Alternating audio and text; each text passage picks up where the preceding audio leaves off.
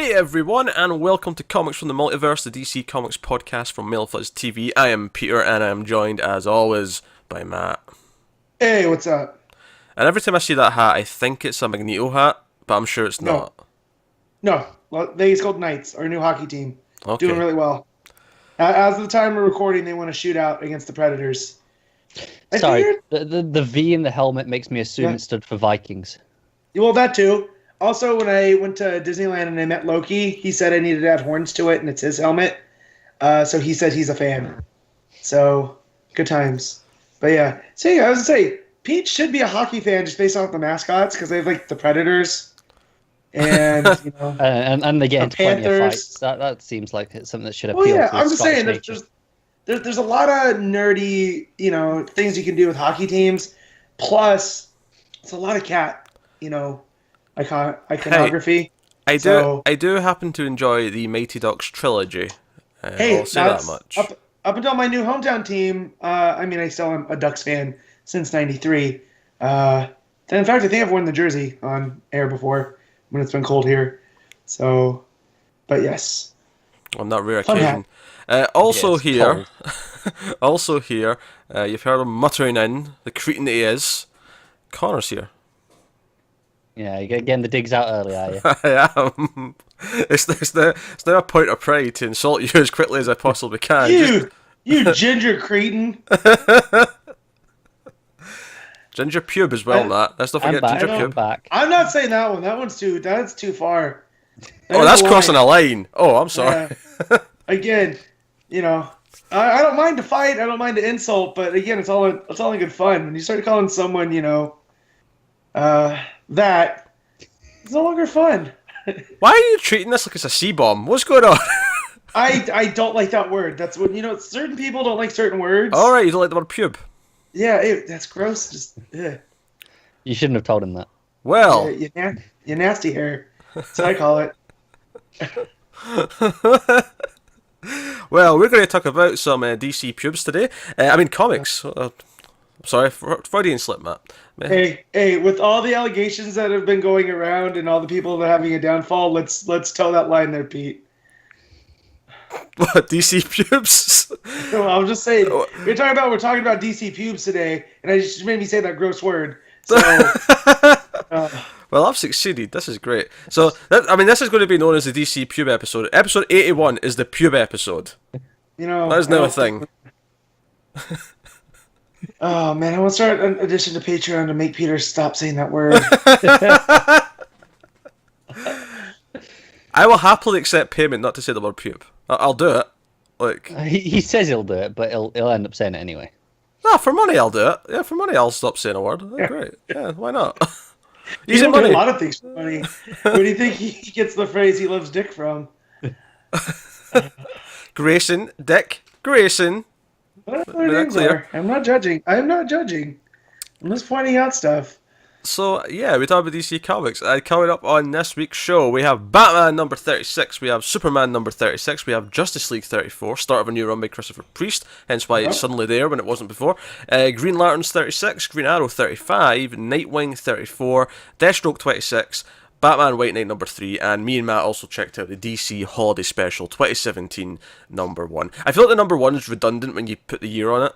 Yeah, just DC Holiday Special 2017. Yeah. Like, Or call it number easy. 2. We did this last year. Call it number 2. Yeah. Make You it can a do that thing. too. But, yeah, one or the other. Both is pointless. Anyway, so that's what's caught up on this week's show. So whole host of interesting books to talk about. Not much in the way of news, although as ever, sometimes you'll get the comics creators tweeting out one or two little things here or there, teasing things. And Tom King just happened to drop some little comment about how he's working on a solo Superman story for the first time soon. So Looking forward to it. yeah, more than that, we talk about Batman. I feel it's relevant, given that Superman's Yeah. in this issue of Batman. But, interesting stuff, all the same.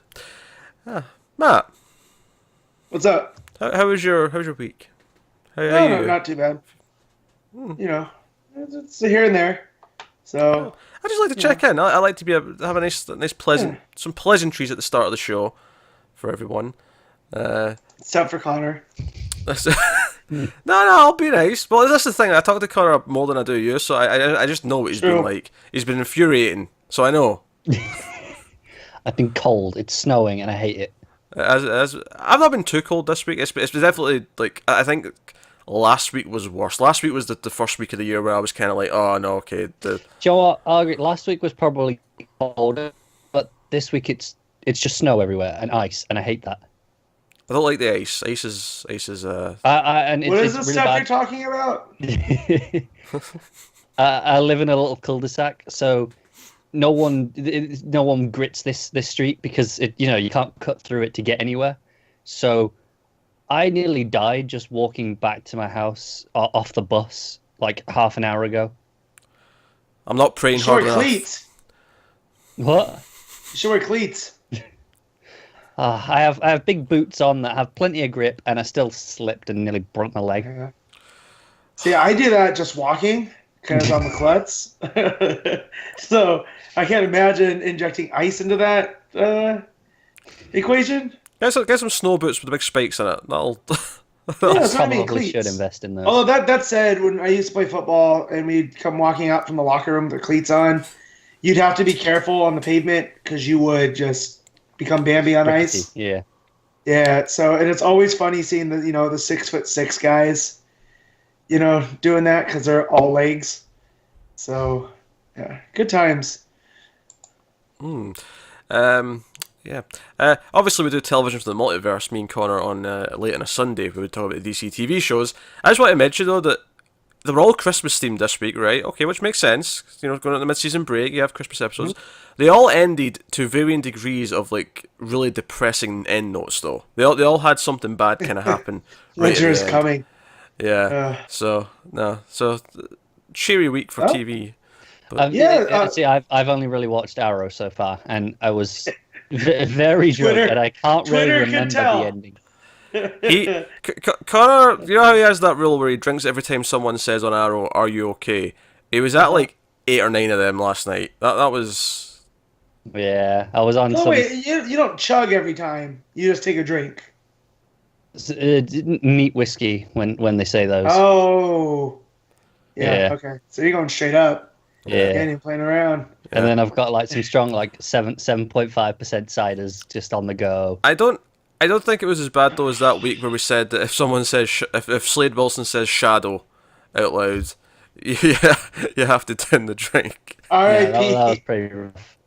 Yeah, R.I.P. Connor's liver.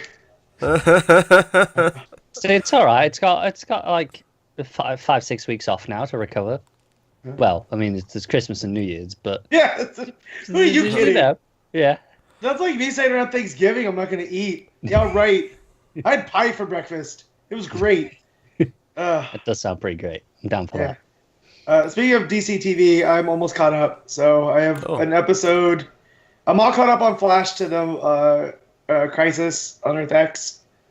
So you've not watched the crossover yet. You're just gearing up for that, right? And then I have one more episode before that on Supergirl's side. So I'm going up there. Crossover's pretty great. Yeah, I talked about it last week, but I still love Ralph Dibny. That dude. So glad to have him on TV. Yeah, there was actually, for anyone who has watched the shows, there was a deleted scene from The Flash this week. It wasn't in the episode, obviously, but they put it on YouTube, and it's well worth watching. Very entertaining. Yeah, very fun. Ralph was involved, Matt, for the record. Good. Good. I guess we'll get started on the books then, shall we? So, starting this week's episode, we will talk about Batman number 36, Tom King writing, Clay Mann on art. This is the start of Super Friends, which is basically, this issue is Batman and Superman. Batman's talking to Catwoman, Superman's talking to Lois, and it's basically about whether Bruce should call Clark, or whether Clark should call Bruce about the fact that he's got engaged and that there's going to be a wedding. And it's basically both men feeling kind of insecure about calling the other one, questioning if are we really those kind of friends, or are we, we're just colleagues kind of thing. And that's kind of heartbreaking as I'm reading it, as they're both talking about each other. So that means they're both so insecure.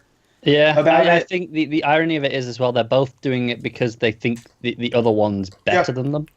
Mm-hmm. Yeah, that was kind of the sort of the heart-touching part of the book. The heartwarming part was they're both kind of describing how good the other person is. Like, it's like, oh, Batman, like, this horrible thing happened to him, but he turned it into a symbol of hope. And he doesn't have to do this. Like, he could have been awful or whatever. And on the other side, Bruce is saying, well, Clark could have done anything, but both men say, oh, they had to do what they did. The other person had a choice. I feel like King was going, like, we're going to have Superman fans, we're going to have Batman fans, and it's always that argument of who's better. And I feel like King's like, neither of them's better because they're equal. And I like that. I like that it showed throughout. Now we can argue who's better, Lois or Catwoman, because they both got to shine in their own ways here. They did. Both in their own This feels like it's another one of those, well, they're both equal. Mm-hmm. Well, I mean, I'm not going to lie. I think I let out one of the biggest laughs I have done in a while in a comic book. After the awkward silence when they've run into each other, Batman and Catwoman are there, Superman and Lois are there. They both end up in this building because they're finding this pair of radioactive villains, and there's just this awkward silence from Batman and Superman, and then Lois just sort of extends her hand and says, "Oh hi, you must be Catwoman," and she just shakes her hand. That brought a smile to my face. It was delightful. Yeah, I also love any time that they talk about Clark's, disguise, or Superman's disguise of Clark, and how obvious it is if you really know him. Yeah. And he's like, well, we can't trust her with my identity because she's Catwoman. And Lois is like, look, man. She just goes, oh, hon. You think she doesn't know. Yeah. And that, it's her job to find things, that are hidden. She's a thief. So pretty sure she knows. And then on the other side of the page, it's Catwoman having that discussion with Batman saying, like, I know who Superman is. I've known for a while. Yeah, so it was just fun out of both. Every time I read this, each passing month, since War of Jokes and Riddles, I go, I can't believe I talk so much crap about King around I Am Suicide, because he's really come into his own, and I feel if I praise him on Twitter a lot, he's going to block me, so I feel he's going to be like, this dude's a stalker, so I've been just trying to be careful. Yeah, actually, I was also slightly touched by the moment where Catwoman thinks that Batman's ashamed of her, and that's why he's not calling. That was a kind of a touching little moment of her being kind of, maybe not insecure, maybe that's not the right word, but just, worried about how he feels about her. Yeah, I mean, she is a criminal. They didn't meet on, the street or the boat under less great circumstances, so you can see where she's coming from. I don't know. I'm waiting for the next reboot where they meet on Tinder. Just go that way. He's following a lead. She's using Tinder to rob people, and so Bruce Wayne goes on Tinder. Actually, that's not a bad issue, guys. We should stop and just do it ourselves. I mean, honestly, it's a very simple issue. It's obviously, it constantly flips back between the two pairs. Yeah. The art is gorgeous. Clayman. Oh yeah. Can we talk about the symmetry that is constantly going? Oh, go on. Well, I mean, so the very first page, you have Superman. It's a big full page spread, and you've got Superman there coming in from the right. Then you have 2 pages after that of Superman and Lois, and then you cut to a Batman page, and it's a big full page, him coming in from the left, and then 2 pages of him and Catwoman. And it's like this constant thing all the way through the issue where it'll just parallel the two of them. If it was a movie, it would be constantly intercut. Yeah, it also narrows the amount as it goes. Because as you say, it's a full page and 2 pages of each. And then it starts to go page to page between them. So 2 pages each, then it's 1 page each. And then it gets to the point where they've got a column in each page each. And then you get to the end of it, it's just going panel to panel between them. Yeah, and then you finally get to the point where they actually meet and they're in the same panels together, but they're still split down the middle. Yeah, it's really thought out and well done in that sense. And obviously you've got the nice contrast between them as well. Everything on Superman's side is very warm and bright colours. Everything on Batman's side is very dark and purpley and grey. But no, really gorgeous stuff. Obviously, I'm assuming Matt loved the classic shirt opening panel. Yep, of course. Yeah, that was really pretty. Stuff in the back cave might even be my favourite of the issue, actually. It's funny you mentioned the shirt opening, because King's tweet about how he was writing, a solo Superman thing, he's like, all right, I'm going to get all the cliches out of the way, get them out of my system. Yeah. This felt like one of them. It's like, all right, get out of my system now. I don't have to just make sure it's there all the time. Yeah, I mean, but it's still always a great moment. Like, no matter how many times I've seen it, you Well, know. that's why they're kind of the cliches, aren't they? Though. Yeah, but with me, cliche has a derogatory feel to it. Like it's, oh, of course you have to do it because, versus like, oh, I'm excited to do this. I'm excited to see it, and it's just one of those. It's kind of like when Batman does that pose, like from Dark Knight Returns. Like that's always a cool when you see different versions of it. Yeah. But yeah, and I love Clayman's Clark because he doesn't look like anybody but Clark Kent because Frank's always looks like Christopher Reeve. So the fact that this just looks like Clark Kent as he should, it's nice, and he's differentiated from Batman because I mean let's be honest, they could almost be brothers. Like there's the American they do. There's a common complaint. It's the jaw line. Yeah. Isn't it? It's basically it's because they're both meant to be these like the perfect like broad-jawed specimen of a man. Like they're both meant to be kind of the perfect looking guy. So they end up looking a lot. It's very similar in a lot of comics. But I like since King's been on Batman though. Batman's had a healthy amount of scruff. So I always feel he that hasn't got helps. time to be shaving all the time. No, which makes sense because shaving takes a while if you do it right. Yeah, tortured Batman is best Batman. Are you saying scruff's torture there, Pete? No, I'm saying it represents the torture. Okay. He's got scruff because he's too tortured to take the time to shave. I just think it represents he's a workaholic.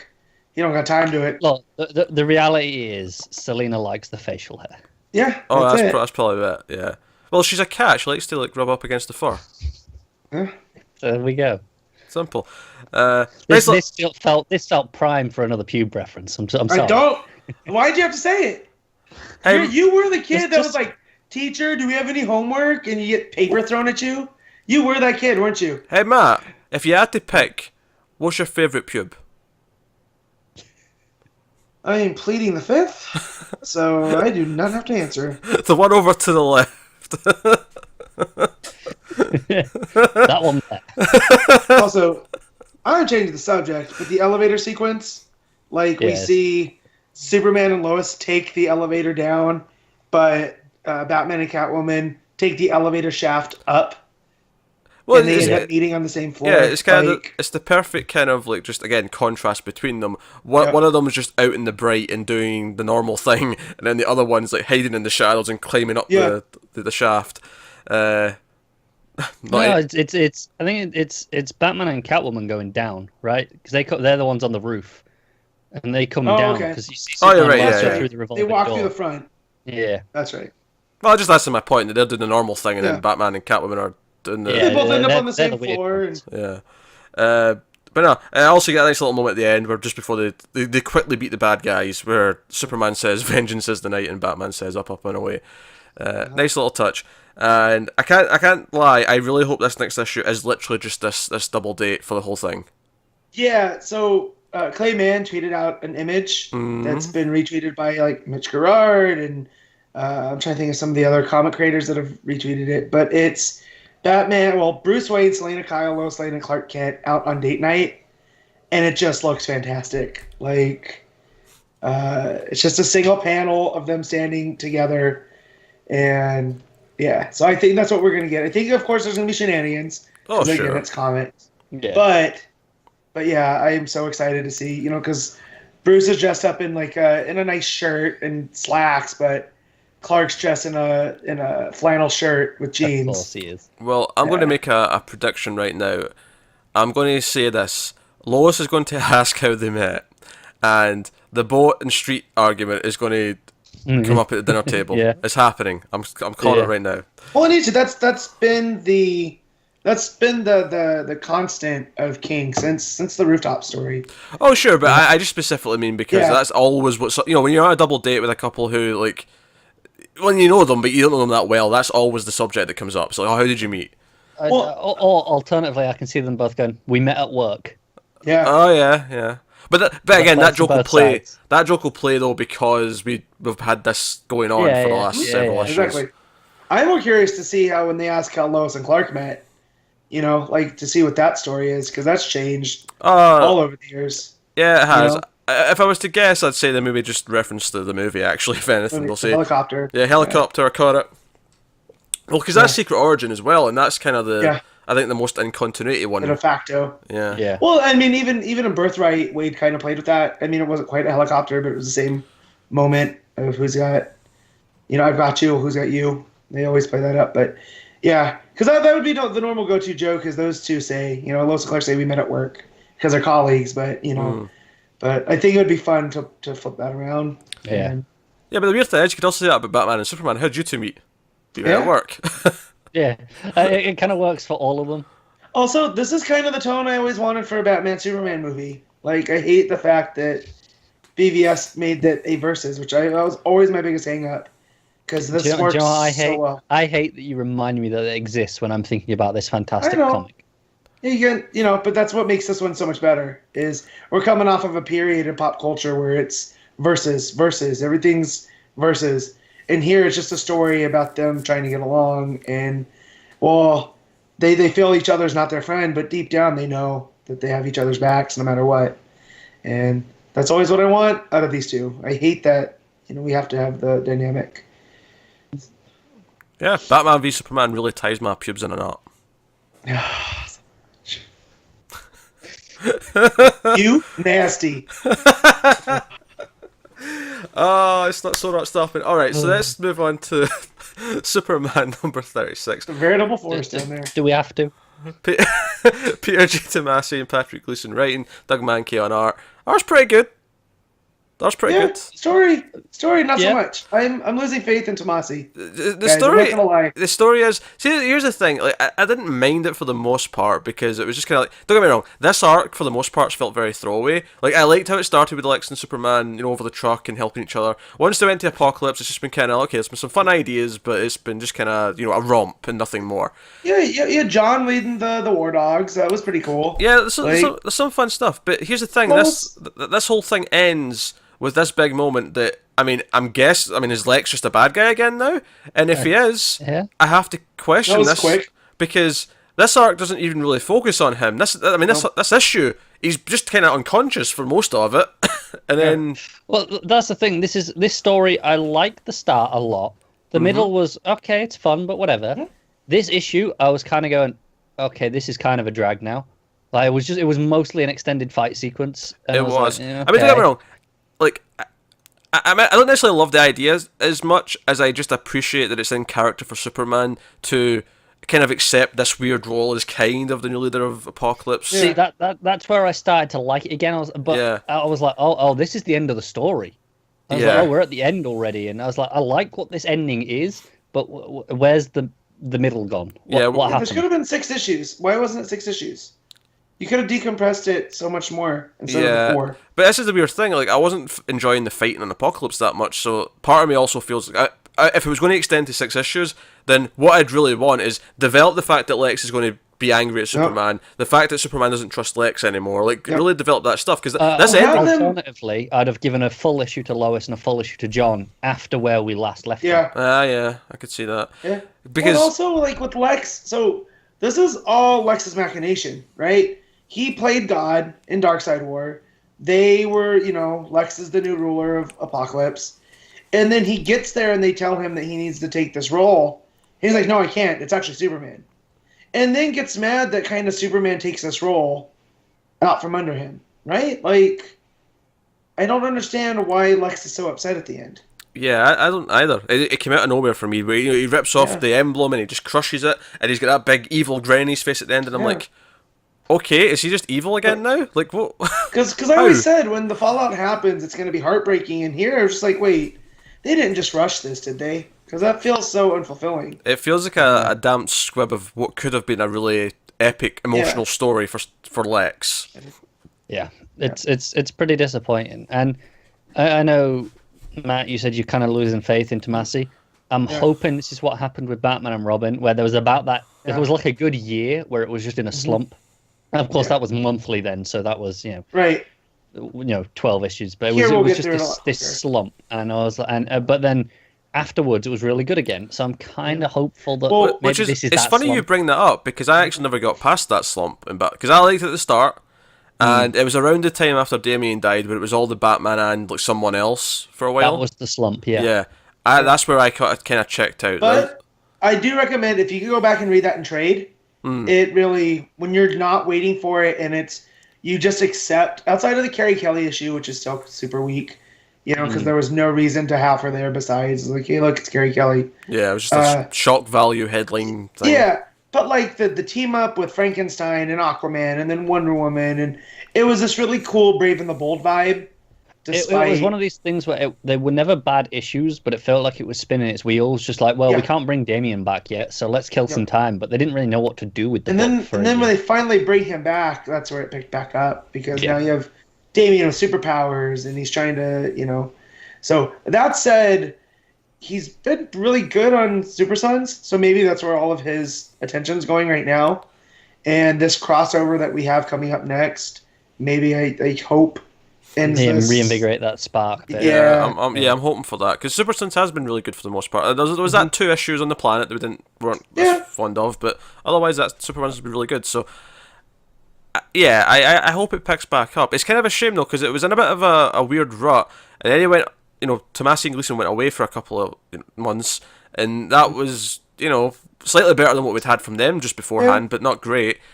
And then, this started off okay, but it's kind of went into a weak, mediocre place by the end of it. I think it says, we'll obviously speak about this more when we get to our end-of-year discussion, but this time last year, this was, hands down, our favourite book consistently. Well, they were still in Hamilton County, and they were still doing different things, and here now, it's fallen into the tried-and-true Superman story. Joe, I think it's really funny. I think, last year when we were doing our top 10s at the end of the year, Superman and Wonder Woman were really high up in everyone's list. I feel like this year Wonder Woman might technically still grab up high because the first half of the year was still rucka, but I think right now Wonder Woman feels in a much different place than what it did last year. Superman definitely does.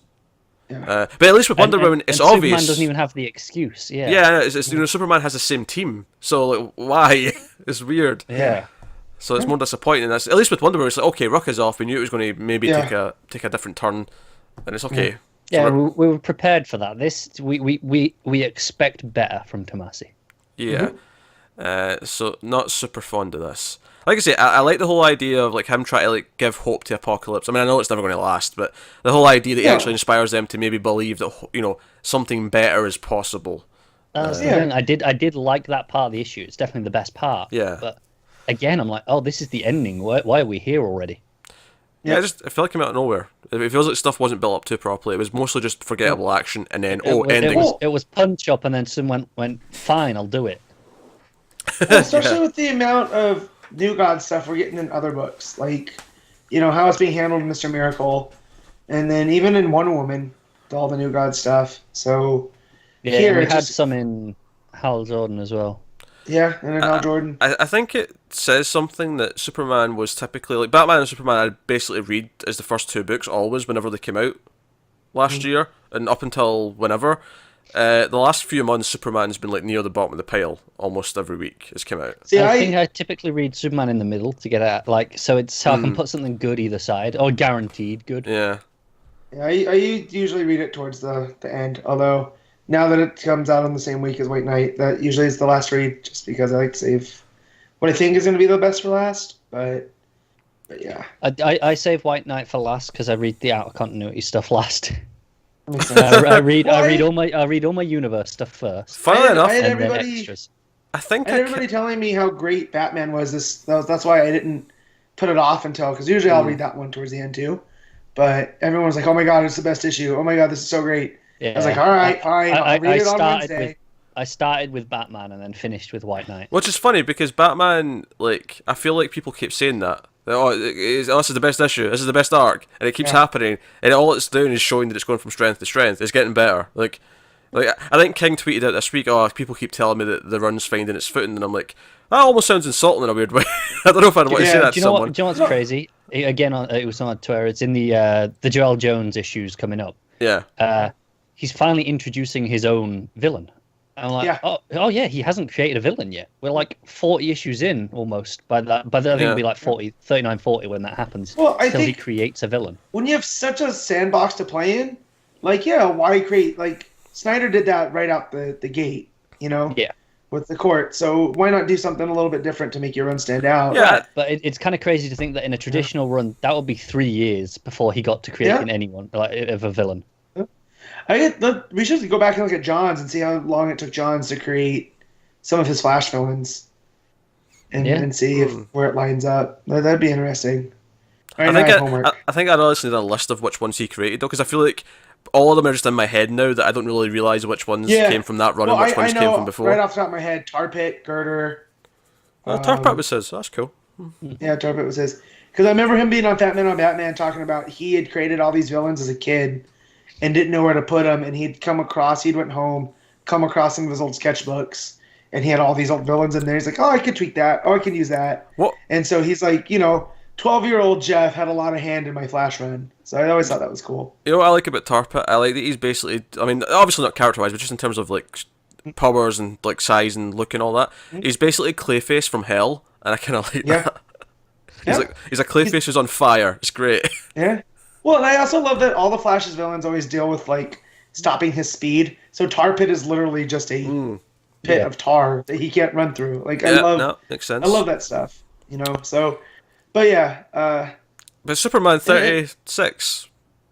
Yeah, we don't really care. Also, this might be a little bit sacrilegious, but I kind of, unless it's dealt with in the right way, I don't like the New Gods. I think I've learned, like, unless you're doing it like King is in Mr. Miracle, they're such weird concepts that you gotta have the right. I think what I like about King's approach in Mr. Miracle is that it's almost this idea of this ever-present cosmic horror, this feeling of dread that's kind of there. It's like a full-on kind of Prince of Darkness horror movie, kind of this just doom is coming, like doom is there.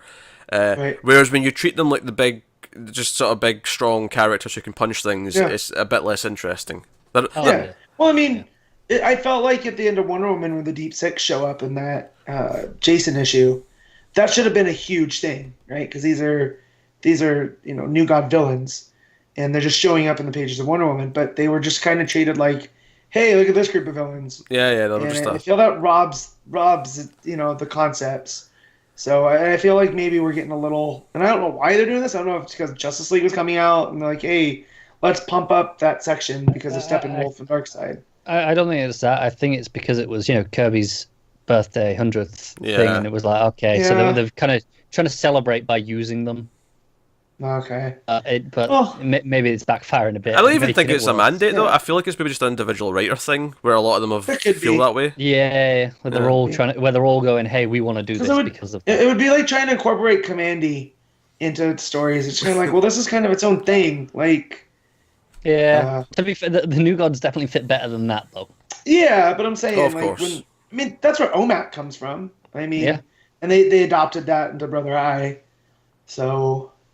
but yeah, it's just this weird thing. I just feel as soon as now we're done with Apocalypse, I can be excited again, especially with this that's coming up. Honestly, I'm excited for the Super Sons crossover. Actually, I shouldn't say I'm not excited because I am excited for that. But I wouldn't say I'm excited for the next sort of main Superman arc yet. Because the thing is, I'm excited for the crossover in spite of Tomasi. I'm excited for it just because of what it is, not because I think, Tomasi's going to kill this. Yeah, I think he's let me down a few times, and I keep saying just Tomasi. It's Tomasi and Gleason. We really should point that out. We should be pairing them together, yeah. I really feel like they've let me down a little bit too many times this year. For the majority of this year, really. Ever since Superman Reborn. I like that, but everything after that has always been middling to disappointing. There's been a couple of spots that I liked a lot, but nothing consistent. Yeah. And I wonder how much of this has to do with Doomsday Clock, too, because it has to set things in motion.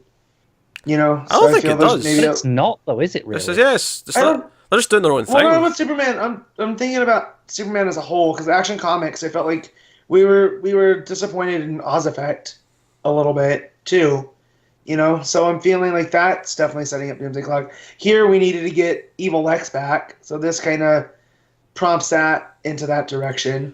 Well, yeah, but if they've got a year, because obviously they've got till the end of Doomsday Clock till this catches up. Yeah, if they had to somehow set up Evil Lex before the end of Doomsday Clock, they did have a year, which is 24 goddamn issues between two Superman books. I feel like that's not an excuse. It's just not an excuse. Between the two of them, they've got almost 50 issues. This is just no.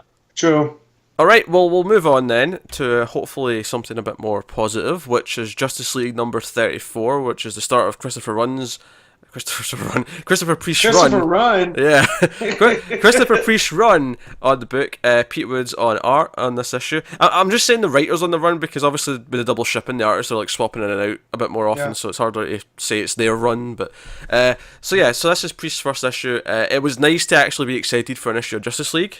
Right? For a change. It's weird. Yeah, it's been It's been a long time. all of Rebirth. Yeah, all of Rebirth. We've not been excited for And Justice honestly, League. even towards the end of New 52, I wasn't excited. I was kind of going, okay, it's alright. Yeah, Darkseid War was dragging on. That was like 11 issues. That was a year of Justice League, and it felt like it was dragging things down. It wasn't bad, but I wasn't excited for it by the end. I can tell you that. No, definitely not. I mean, it was really working hard to be a flagship, but it kind of, I feel like that drug it down. Yeah. Obviously, there was a lot of good stuff in John G's Justice League run. There was. There was. But it's been a while. We've had Brian Hitch on it for so long now. Obviously we didn't like any of that stuff. I mean, don't get me wrong. It gave me cold snap. So I'm not going to. True. I'm not going to begrudge it too much. Oh, Anytime I hear that in the news, like we're gonna have a cold snap, I go, man, that guy. Also, I don't think it was helped out that he was continuing his Justice League of America stuff from that, book he was doing. Oh, that was in the New 52. that was murky as shit when that switched over. Yeah. I don't even know if that ever finished because it was going to get finished and it cancelled. They It was finished. They kept resoliciting the last issue or two, but then he just started working on the Rebirth version. So I don't think it ever happened. Weird. It's really weird Yeah, stuff. and I read far more of that than I wanted to because of that, the Justice League from the future. Oh, that's right. You went kids back. stuff. Yeah, you went back and read that. Wish I didn't. Yeah. Well, I never finished it, so I don't know what happened with That's Wonder Woman's worse. homicidal son. That you started it going, I'm going to read this, and then you put yourself through it for nothing. So in case any comic creators are listening, if you want me to read something, just make a character that looks like Connor Kent and give me hope. And I will read at least 4 issues. So, I like how he just glossed over my who right after he said Connor Kent. I've learned. Pubes. Anyway, so Justice League 34. So this is a kind of a I like Matt's probably going to love this story because when you get to the end of it, the little thing for next time is more breaking Batman. Yeah. Which I feel like is just right up Matt's alley. I do.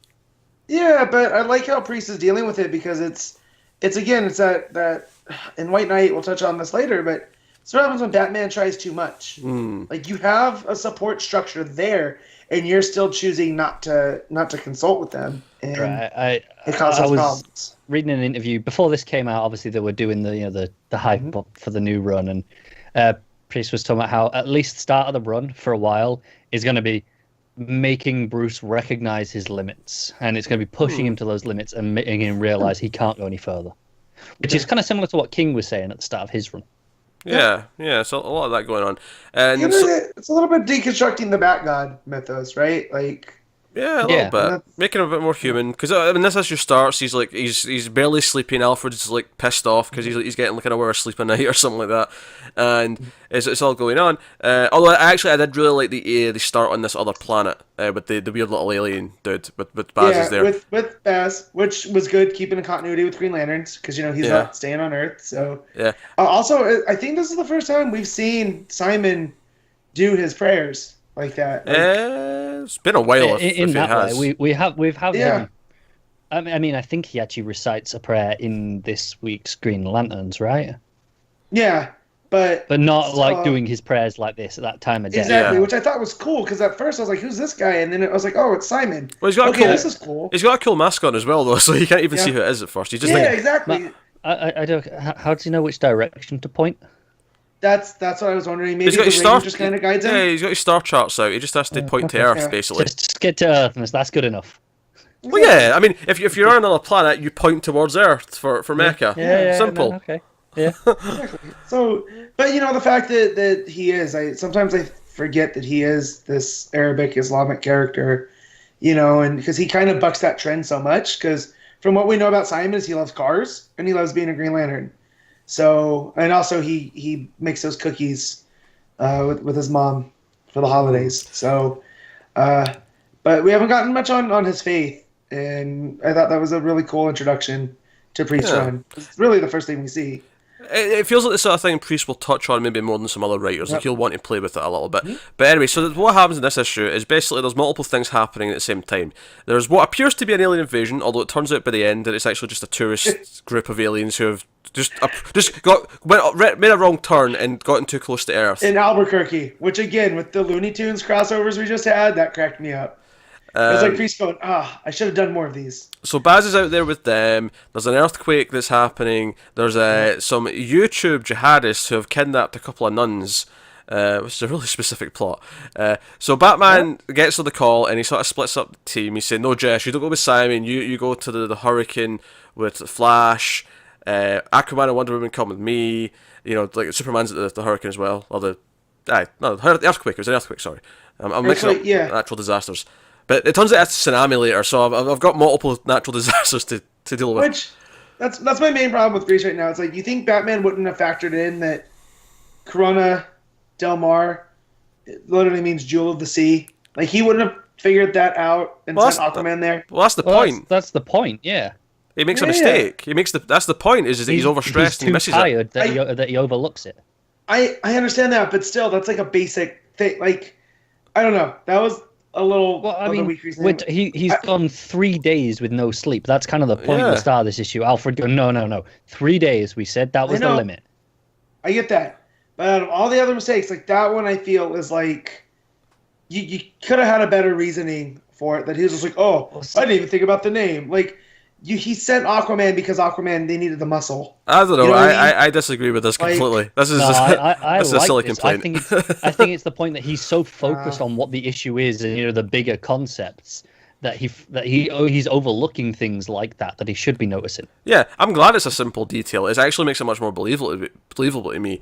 Like it'd be one thing if you messed up some really hard, difficult like theory or like so some sort of weird domino effect. Well, this will happen because that happened. No, he just didn't think about the name. Yeah, but that's not what I'm arguing. I'm arguing that like even something like that, like give me a different reason that he slept up and sent Aquaman there, not just because like, I didn't realize it was next to the ocean. We should have sent the ocean guy. Like I felt that was kind of weak. Like they needed his muscle for whatever else they needed, and that Superman couldn't handle just by himself. Like. I don't know. It was just, not a big hang up, but I thought it was kind of dumb. No, I'm fine with that. I think this is kind of the whole point. I really do think that's kind of like the whole point is that he's so sleep deprived that he just doesn't click. It doesn't register to him. We don't argue this all day because I'm not going to budge. I still think it's stupid. Like it's not a reason. Like, yeah, he's sleep deprived, but still, like, no, you're gonna say that Batman. You know what I mean? There is no but still. That's the whole thing. It's like he's that sleep deprived. God. Oh, Matt, sometimes you have the weirdest complaints. I do. I'm reading it going, okay, that was stupid. Like, I don't buy it. I don't buy it even under him being sleep deprived. Can I just point out that Matt's complaining that the mistake that a writer had Batman make was too silly. Batman's better than that. That's his argument right now, is that Batman's not dumb enough to make this mistake. He's basically because Batmaning out of the fact that Batman is human. I am not because Batmaning. This dude studies how many different languages, right? We know this.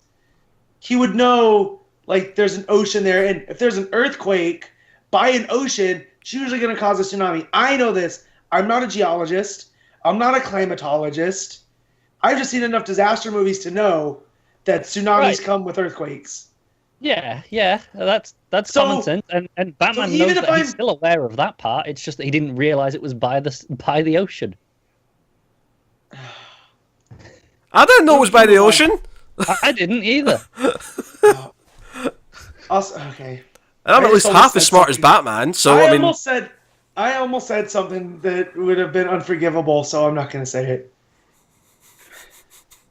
I really want to know what I was going to say now. I was like, well, you guys aren't Batman.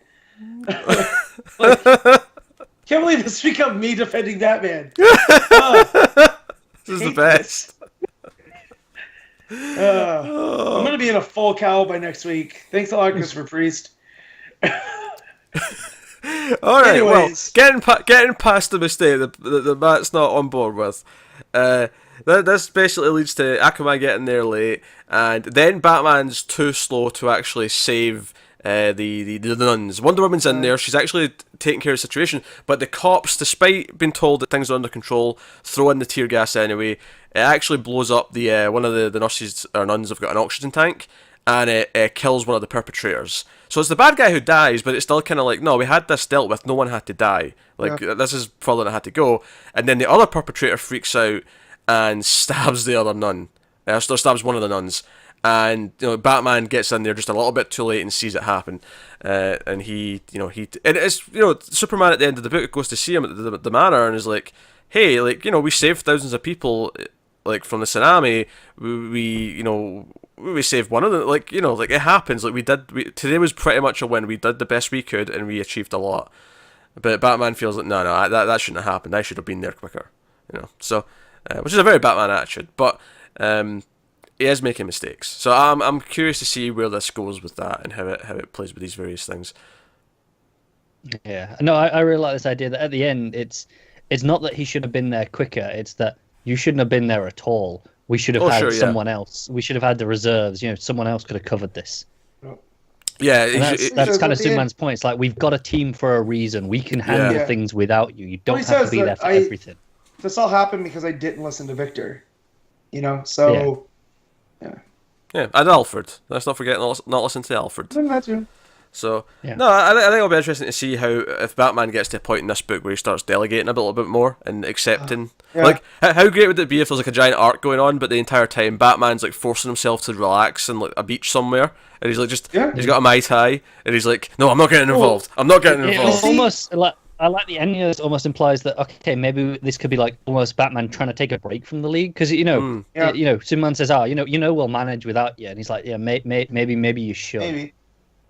Yeah. No, I also like seeing him. We're so used to seeing either Bruce in like a tuxedo or a suit or doing the half cowl look, but him just in the sweats. Yeah, and in a tracksuit kind of deal, just sitting on the steps in Wayne Manor. That's something I don't think I can recall seeing. So, nice look for him. Trying to relax. Art was pretty good. Mm-hmm. Yeah, I liked it. I mean, obviously, it wasn't the best art ever, but it was really solid. I especially like the stuff in Aquaman's space. ponytail is out of control. And that's not a complaint. I love it. Yeah. Yeah, Car's breaking up a little bit. He didn't really get anything what he just said. But no, I like the stuff in space in particular. I think that all looks really good. I think Pete Wood's style and the colours actually really lend itself to all the space stuff. There's a good sort of space opera vibe going from the stuff on the planet and then the stuff in space with the ships. Also, usually I don't like it when the art's this blocky, but I like it here. He does a really... Like, his Superman is like super broad and bulky and it fits. So I like that, and then but his Wonder Woman is, not. It's kind of the opposite of that, where she has strength, but she's not. She's almost blocky. cartoony by comparison. Yeah. So. I really like some of the layouts as well, and like when the gas grenades are going into the building, they kind of pop out of the panel. It has almost like a 3D effect to them, which is really nice. Yeah. Yeah. I did this a lot. It was actually really nice to, because not only was I excited for a Justice League book again, like I'm on board now. I want to see the next issue. That's a weird feeling. Also worth mentioning, Priest, much like his Deathstroke, has the sort of scene titles sprinkled in there. It's upon thinking about it right now, it's kind of like an anti-Deathstroke story, whereas Deathstroke started with this. I'm going to build up this character. To break him down, he's starting already with a broken down character with Batman, and we'll see where he goes from there. So that's true. And cool. To go back to the titles, I guess they are the way they do the section. It's very straightforward and linear compared to in Deathstroke. Yeah. It's just this is what this scene is, rather than okay, he's jumping about. I think either of you read his Black Panther? No. Neither have I, so I'm going to have to check to see if you've done that there. I've never read a single issue of Black Panther of anyone's, so that would be a no. I do think part of that idea being a bit more straightforward is he knows that this is more of a mainstream book for everyone. Like, everyone's going to be checking out Justice League. And I think part of it as well is just the fact that you've got so many characters that he's going to be juggling and doing so many things with. It's just maybe a better idea to maybe keep it a bit simpler, at least to begin with. Maybe he'll get more inventive. You say that, but right now he probably has as many characters in Deathstroke as he does on this team. Oh, sure, but the thing with Deathstroke is that you've got... he juggles them more. Well, that's the thing. In Deathstroke, you've got one central character, and then a lot of them kind of group together into like a group, a team. So, whereas here, I can see there being a bit of a difference because he's going to actually... No, maybe a story will be focused more on Superman, or one will be focused on Jessica, or one will be focused on Flash, or... I can tell you who's not going to be making an appearance in this book. Dick Grayson, because remember what he said. I do recall. He's the opposite of Pete there. Yeah, I think if he ever shows up, it'll be in this arc with where Batman's struggling. Yeah, he does not love Dick. He may enjoy pubes though. Ugh, that's Aquaman's ponytail looks like a bit of a pube, doesn't it? No. What are you looking at there, Connor? Just want to say it, don't you? Anyways. You made me. I had something to add on to there, and then you just made me forget it. So, never mind. Can't have been that good. All right. Well, it might have been. You'll never know now. I guess we'll move on to Green Lanterns number 36. Tim Seeley writing, Ronan Cliquet on art. This was the continuation of the Balthunga story, where he's there with his father. He's supposed to kill him. Boff the Unkillable, and Singularity Jane has shown up and takes on the Lanterns. We get a lot of this told retroactively because the two Lanterns are in. I was going to say Oa there, but no, been a while since Oa. But they're basically recounting this to the core, and the Singularity Jane fought them. She can swallow light. In fact, she swallows the spaceship. She's a living black hole. That's a great concept for... Yeah. It's pretty cool. I liked it a lot. I liked her in combat. I liked her swallowing Jessica, and Jessica having that weird nightmare scenario inside of her. It reminded me a lot of Get Out, because there's the way that they do the dark place in Get Out, and you look up and there's a manhole cover, and Jess looks up and that's what it looks like. There's this hole there, and especially with her because it makes her relive the events that made her, Joe's great. They didn't diminish her threat because she doesn't actually get beat. She only stops fighting because Balthunga finally just kills his father. That's kind of what the crime is that we actually have the dead Boff, which is why the core are sort of investigating this, and it's kind of his father kind of spurs him on to do it because he's I want you to actually not be a loser for do something you promised to once in your life. I kind of feel that Boff has a little bit of dementia, so he's kind of recanting the story to Balthunga, not really recognizing that it's him. And he's just I just wish my son would handle his own affairs. He could be a great warrior, but he passes on everything to everybody else. And then when you find out at the end that he, strangled his dad, Boff the Unkillable, it had some weight to it. This character that's been basically a joke since, Humphreys has been writing. This is Seeley though, right? Yes, Seeley. Yeah. So when Humphreys brought him in, he was kind of a joke. Wait, did Humphreys write him at all? Wait, it was in Hallam No, that was in Hallam Pals. This is too many plot lines. But anyways, he's more of a joke, more often than not. And so here it added a gravity to his character, especially with this Singularity Jane, because at the end there, Simon and just talking about it, and it's kind of well, was she the devil? What exactly was she? And it's well, no, she's the next threat, so keep on her toes. They're really selling it, and obviously it actually cuts to Angara with the current situation going with the Molites and some of the Angarans campaigning to get rid of them. And I'm is that implying they're going to connect? She's going to get a client there on Angara? Maybe. It kind of feels that way a little bit. Well, we know that one of the Angarans is behind all of this, right? He set all this all up. So I wonder if it's a deal with her. He wants to take power. So he contracted her. Could possibly. I do like that we're building it up in the background, though, just a little bit each issue. Yeah. It really does feel like there's a sort of plan sort of in place for at least this chunk of the run, whatever it might be. This is literally one page, but I guess it's, they're in a refugee camp, essentially. They're walled off from the rest of society. And they have no idea what's going on out there. Yeah. It's funny, actually. There's a little bit of this that feels a little bit Saga to me, actually. The various aliens that are involved, the Singularity Jane being like this unstoppable hitman force kind of thing.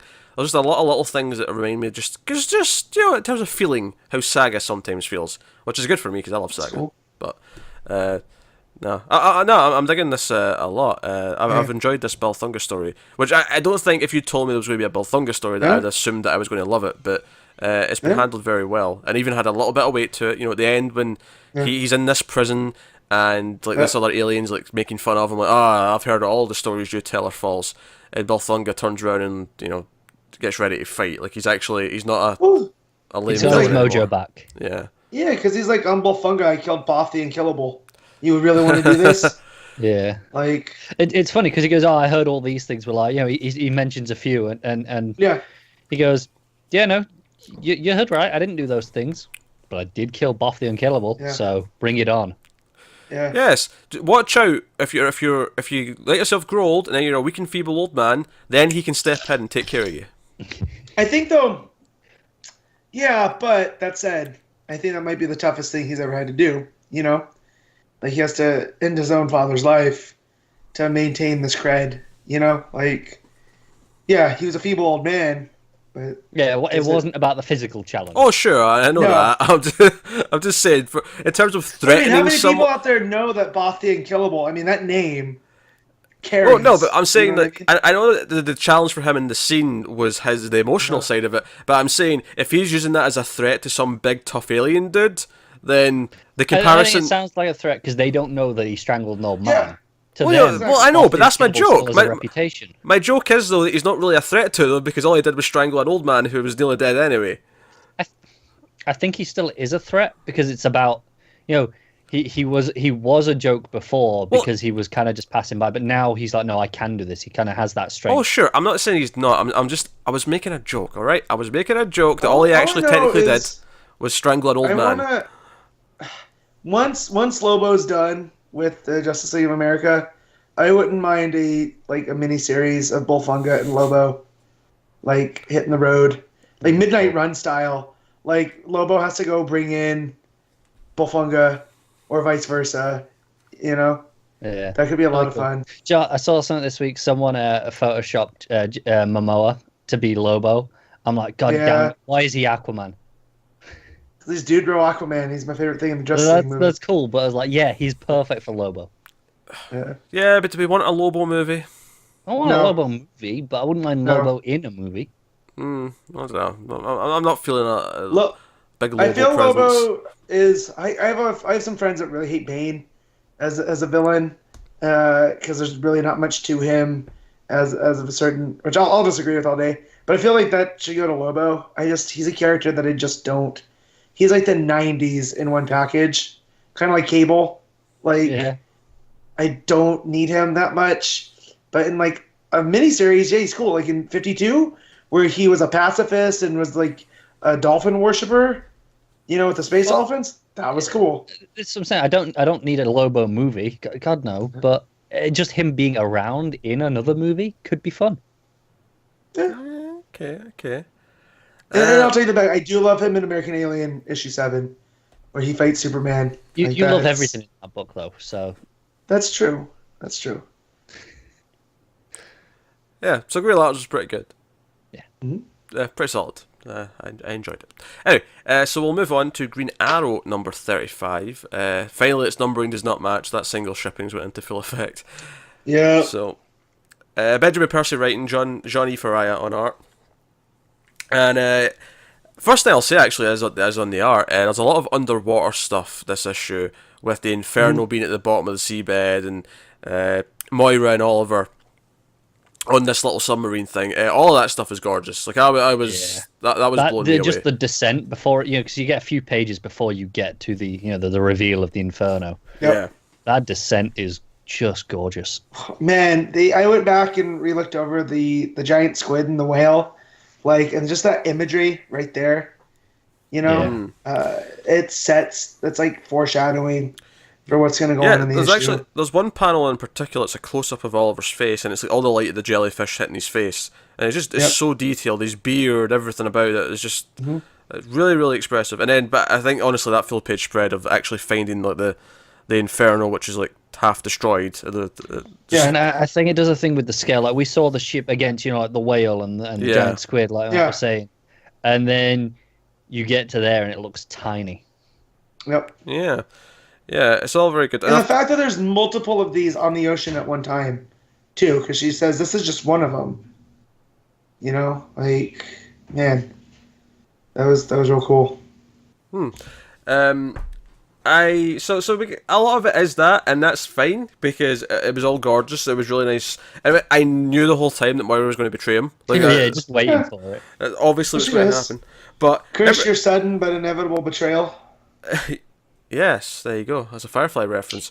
That is a Joss Whedon show. Joe, he also did the hit television show Buffy the Vampire Slayer. God damn it, Matt! Why did you give him that one? Well, because I almost did my you know what else I loved? Issue 8 of Wonder Woman. That's a stretch, you know it. I love this. Something else I was love. going to do that when you brought up American Alien, because then I had to check the artist before I said something.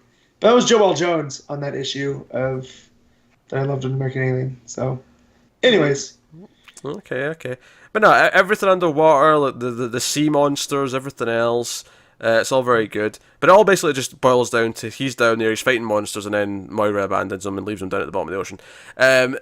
Meanwhile, you have the two cops, the ones working for the Nine Circle, and kills his partner because his partner's starting to keep an eye on him too much.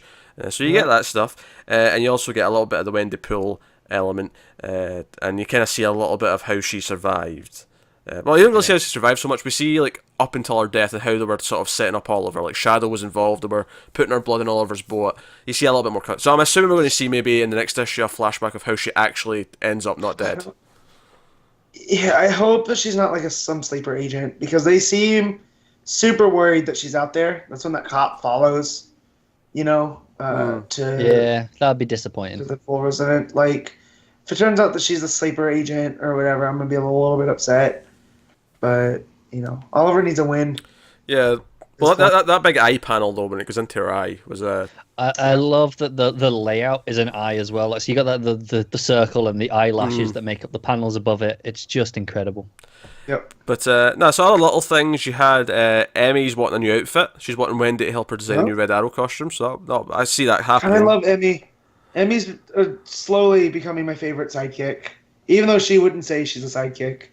She's Red Arrow. She stands on her own. But she's a sidekick. Yeah. Percy just doing wonders with this character. Yeah, so we had that, and then we also, obviously, towards the end, Black Canary's aware that Oliver's underwater. She's got him tracked, and makes Henry take her on the little submersible they've got. So we kind of end with them en route to try and save Oliver, but he's got a nice big surrounded by sharks with teeth that are very reminiscent of the Joker who laughs. They are the Batman who laughs, even. They are indeed. Yeah. They're terrifying. No, it was good. It was a really nice atmospheric issue. There wasn't really necessarily a lot of plot per se. I mean, honestly, the detective stuff where the partner was killing the other one because he didn't want to be turned in or whatever. That was probably the most plot in the book. But all the stuff in the water with the monsters, the jellyfish, the sneaking around the sunken inferno. All of that was beautiful. It was very atmospheric, and then as you say, the shark at the ends and stuff with the big teeth. That was very horror movie kind of esque. I will say this may suffer going monthly if we keep it at this pace, because like this was a great issue. I love it because like I say, so much atmosphere but so little plot, and that's fine when we go. Oh, we got another one in 2 weeks, but we don't anymore. So now we got to wait a month. We said that same about Deathstroke, and I don't think Deathstroke's been that hindered by it. So we'll see. Yeah, I have no problem with this pacing actually on a monthly book, as long as I'm actually into what it's doing each issue. That's fair. I've never. I don't think it wouldn't be a problem if it had started like this. I think it's just it's jarring to keep the same pacing as we had before. Weirdly, Yeah. I'm getting it. I've never been someone who's like I've never been someone who's against decompressed story. Like I've never had a problem with that. Some people hate it when they feel like they get an issue and there's not enough plot in it. I've never really had that issue. I don't mind it. Like, okay, we can have an issue like this, but if every issue's like this, it starts to become a problem. Yeah, that's not to say that I've never felt like an issue's had nothing in it, because I have. But it's all about how well it's written and what else it has going for it. I'll take. Yeah, it's definitely still enjoyable just by the art alone. Yeah. No, that was a really solid issue. That'll take us on to Nightwing 34. Tim Seeley writing, Javier Fernandez on art. So this is ending up this arc. We got all the pigeons and the various Nightwing birds, all with the blockbuster serum in it. Not the modified blockbuster serum that just makes them outright like Neanderthals. Nuts. Full on that. It's got Hulk juice. Hulk juice. I thought this was a solid issue. I do think it basically amounts to one big fight for the most part, though. So I feel like there's less to actually talk about. But the stuff with the Facer, I loved. She's talking about side characters that I've grown to love. She's one. Two. Yeah. Mike. Yeah, the Facer probably had the most to do, really, because Dick's basically just fighting Raptor on the roof for like the whole issue, whereas the Facer's got the runoffs and she's like sort of actually like forming plans. Okay, my spray cans have got antidotes in them, which is a really weird idea, but whatever, cool. Yeah. It's like it makes for a nice visual. Yeah. So what I want to say, all the stuff with the pigeon, I wasn't familiar at all with the pigeon. I don't know if they had created it just for this run. This reveal, like she's an avatar for Ishtar and wants to destroy all other monuments to other gods. Man, I could have dealt with that from the beginning. That was cool. Like, that gave Pigeon some, like, gravity here. Because otherwise I just felt like, oh, she's this hippy-dippy, I'm going to do my art to destroy, society from what they hold. But, like, this was cool. Yeah, it felt like millennial vandalism before. Yeah, right? And here it was like, oh no, she's a proper villain, like if she wants to be. So I hope we get more of her going forward. Yeah. And hopefully we get Dastardly and Muttley coming in to catch the pigeon. I don't get the reference. Have you ever seen Catch the Pigeon? No. It was Dastardly and Muttley's like own show, like aside from Wacky Races. I only know Dastardly. Yeah, I only know Dastardly and Muttley from Wacky Racers. Oh no, yeah. Damn it, now I've got that bloody theme tune stuck in my head. Catch the pigeon, catch the pigeon. You prick. Okay. Well, you know what? DC has written out a Dastardly and Muttley book. They are. I wouldn't. They are. Yeah, the entire plot every issue is they're trying to it's Dastardly and Muttley and a couple of like henchmen, and they're trying to catch a pigeon. That's the plot of the cartoon. But it was great. It was Dastardly and Muttley. Trying to do something and failing. That's all. Yeah. Oh, Connor's dead. Connor completely froze there. Say that again, Connor. We didn't get any of it. I said, that's what you want out of life, right? Dastardly and Muttley just trying and failing. Yeah, that's exactly what it is. That's all you need.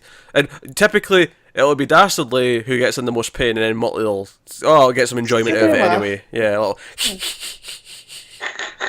That little laugh. It's great. But no, I loved that part, and I'm kind of over this version of Blockbuster just because I feel like he's spinning his wheels, like the whole casino and, oh, you're not part of Bloodhaven, this is my town.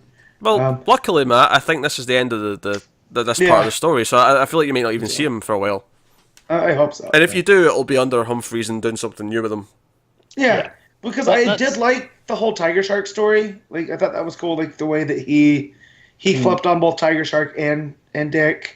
But he set up Dick with that portal generator, so I knew he'd get out. Like, I like that part of it, but just him constantly turning into the Hulk and, reverting back. I was like, okay, it's going to run its course. Yeah, obviously, the biggest emotional thing, I mean, other than, like, Sean and Dick kind of having, like, a little moment and being like, I can always be there to help, because we're here to save this city. You get your big full-page spread at the end of Nightwing with all the runoffs. He's here to stay. It's Bloodhaven.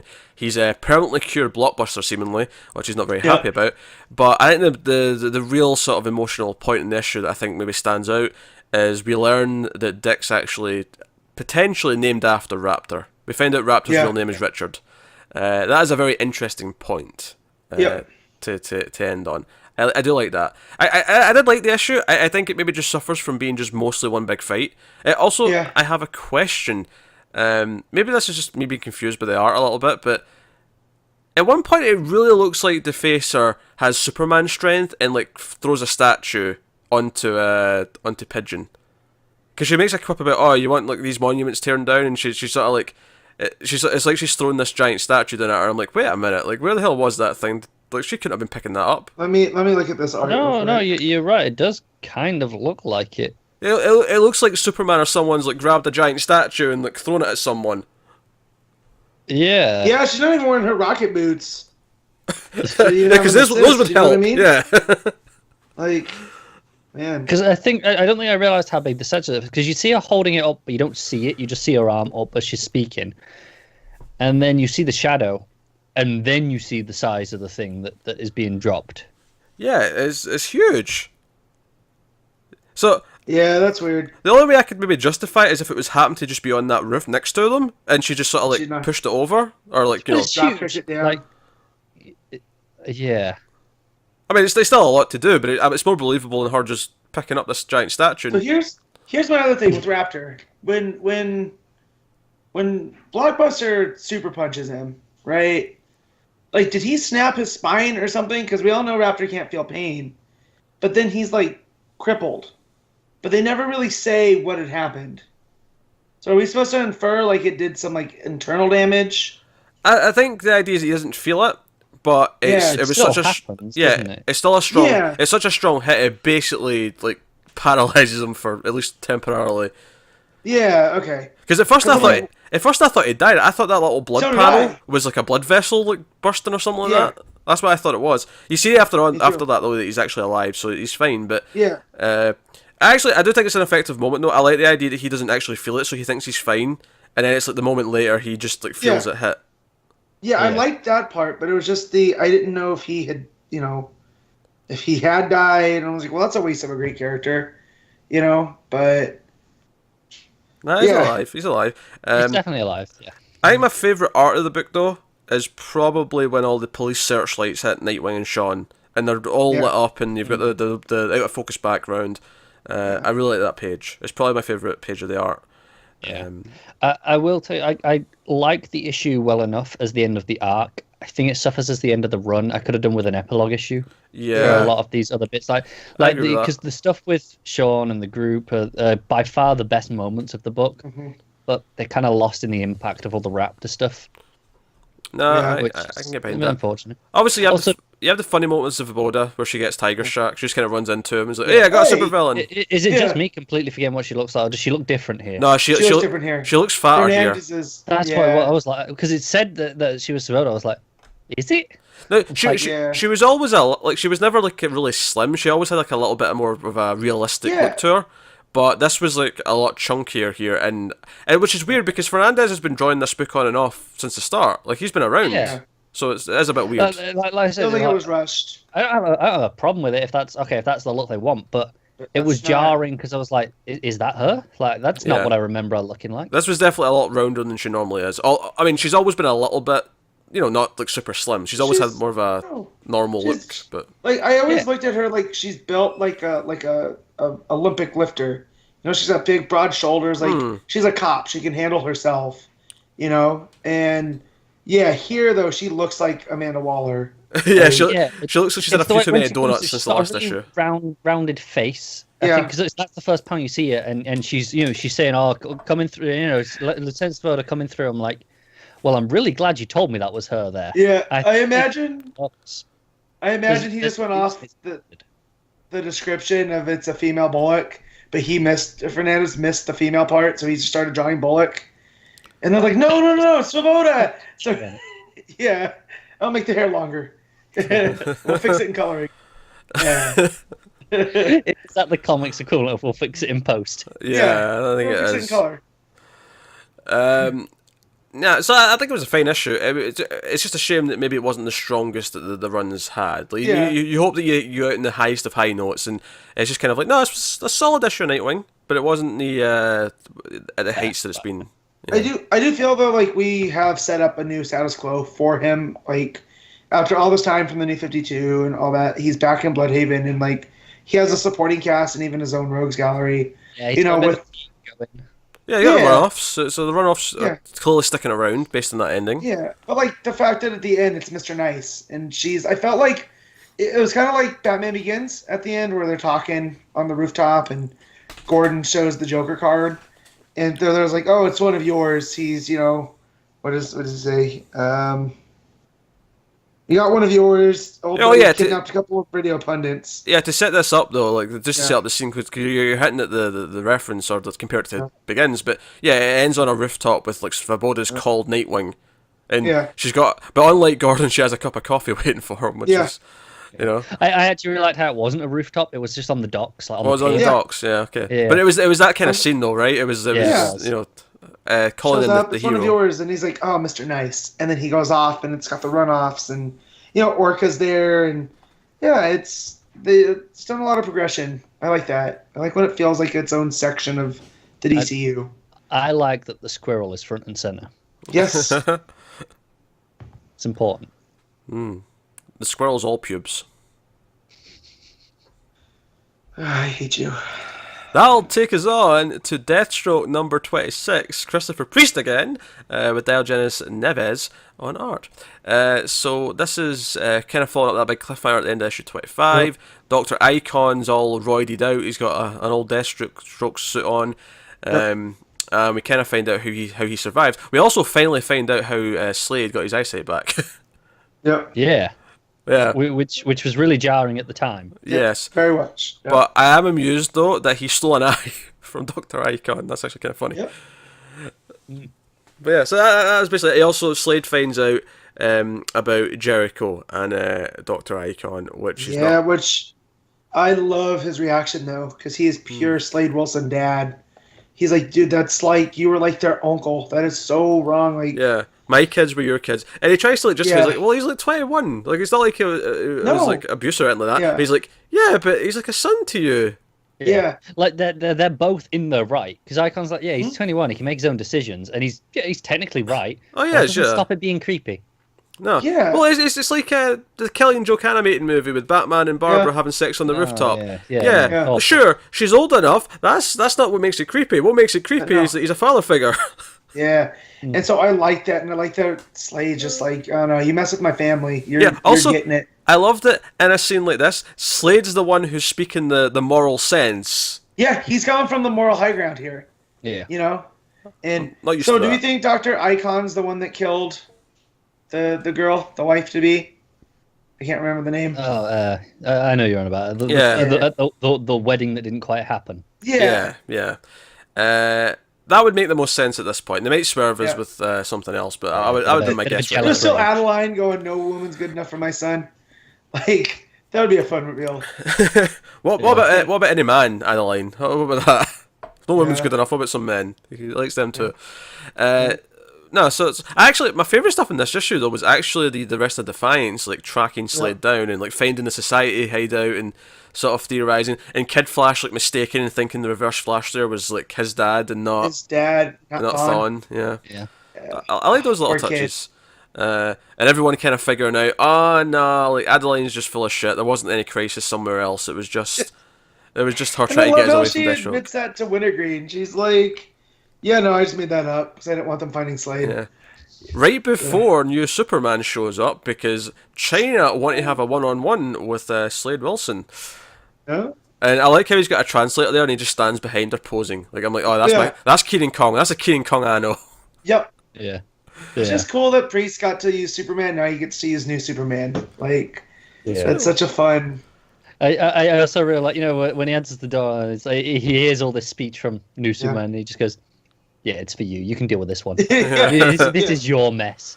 I see. It's for you. Also, Icon's locked Slade up. He's destroyed his suit. He's locked him up under a church or whatever.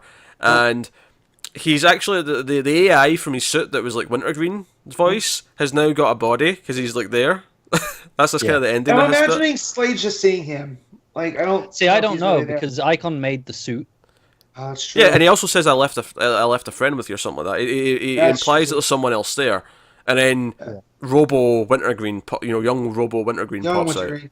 Yeah, Hope Yeah. you're happy now, jackass. Ugh. Yeah. Oh, dear. Wintergreen. This I'd is love it early. I wonder if Wintergreen knew Alfred at any point because they're both British, right? They both had terms in Oh the God, I want SAS. two of them as young men together. Yeah, I don't want. like I wonder if they see, ever cross paths. I don't want them as young men together. I want them not to have never met, but we get a mini-series where Batman and Deathstroke are involved in something, and they get trapped, and Wintergreen and Alfred have to work together to get them out. I want That'd be that cool. in present day. That's what I want. I'm down for Well, both.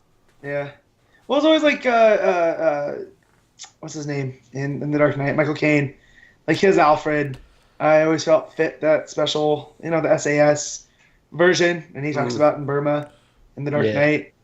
Like, I like that one. I feel like he would have ran with Wintergreen, not the current Can I just sassy Alfred. The funniest line in those Batman movies might be Michael Caine in the first one.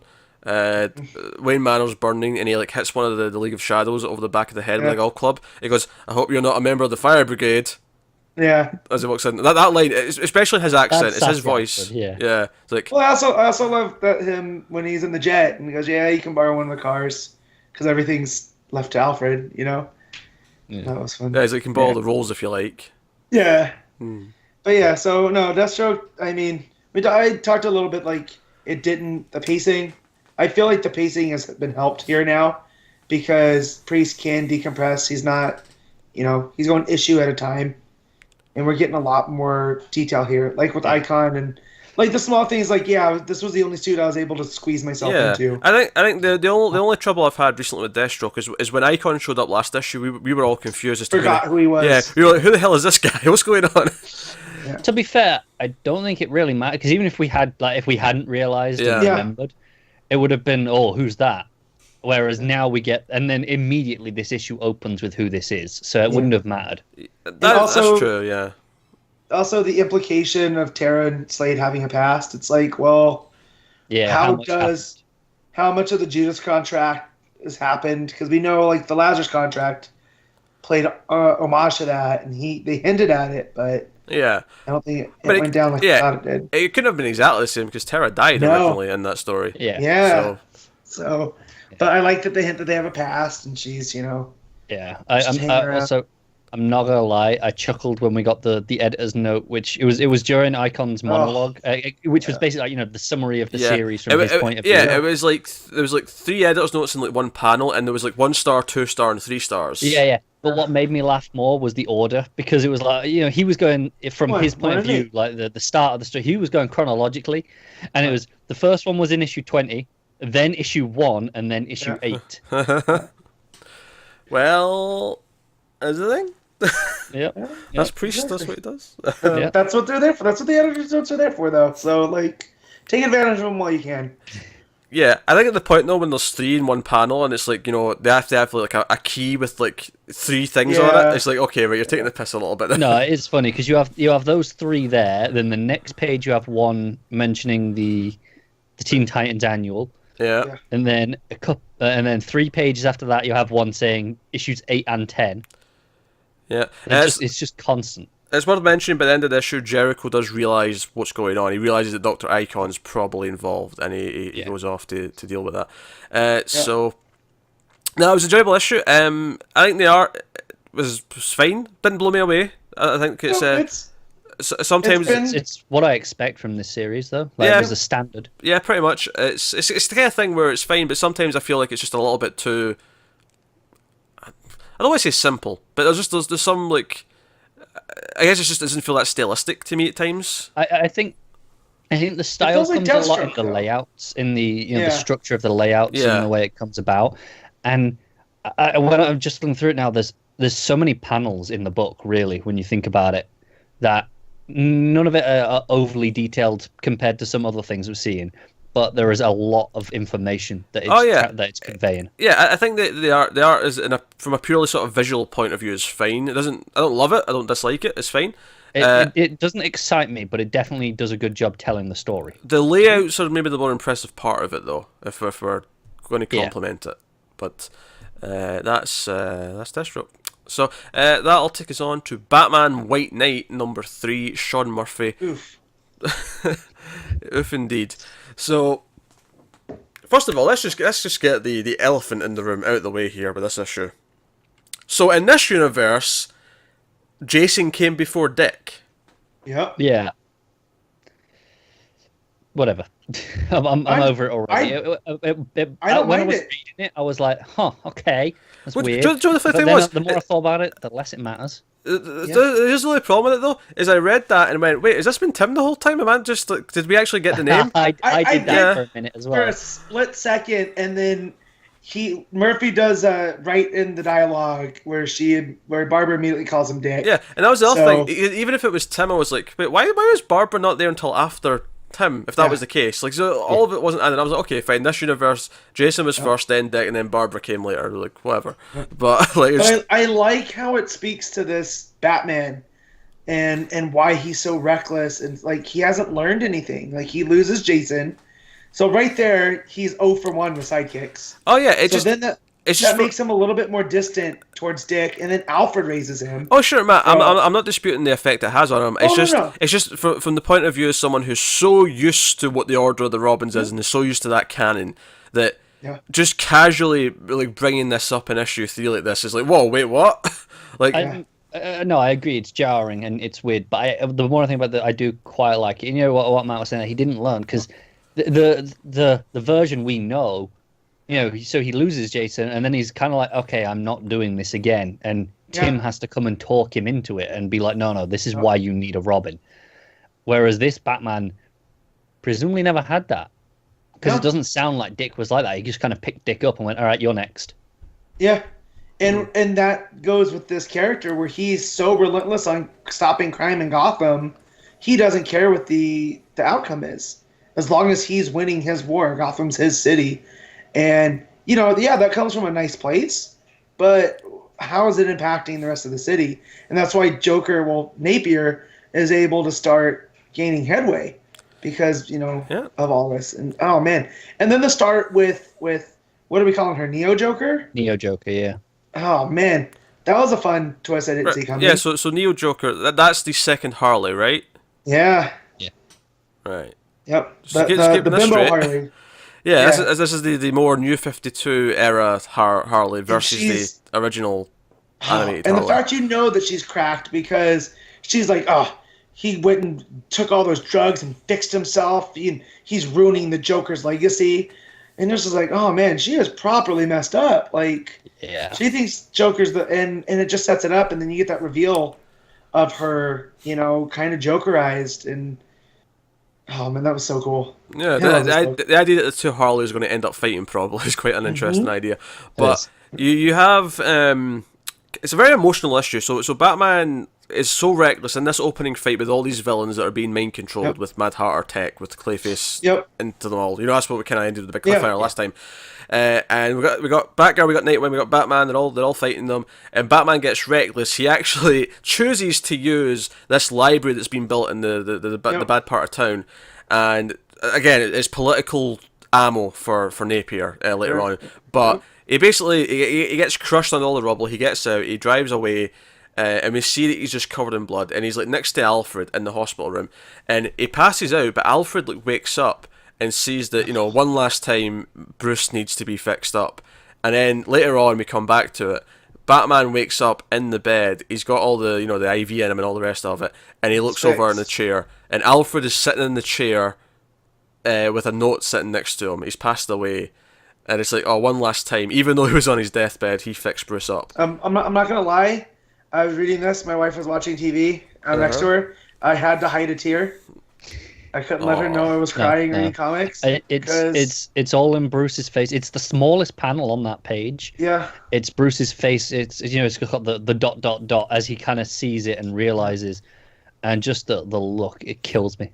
Yeah, it kind of makes sense. Like, it tells you him driving even further into the deep end. Like, this is obviously this is going to be the thing that spurs him on. He's losing his ties to actual reality. Yeah, well, that's what Dick and Barbara are talking about. They're at Jason's grave, and she's like, "Hey, Alfred was his lifeline to what it is to be human. It was his moral center." Yeah, so now the only thing protecting Gotham from Batman is us. Like, we have to do something. I was not expecting this when the book was announced or whatever, but I'm glad that Dick and Barbara seem to be playing relatively large parts in the story. Yeah, because we didn't get much of that before. Because obviously before we were like, okay, Joker's kind of the hero and Batman's maybe the villain. Yeah. That's kind of what we knew going in.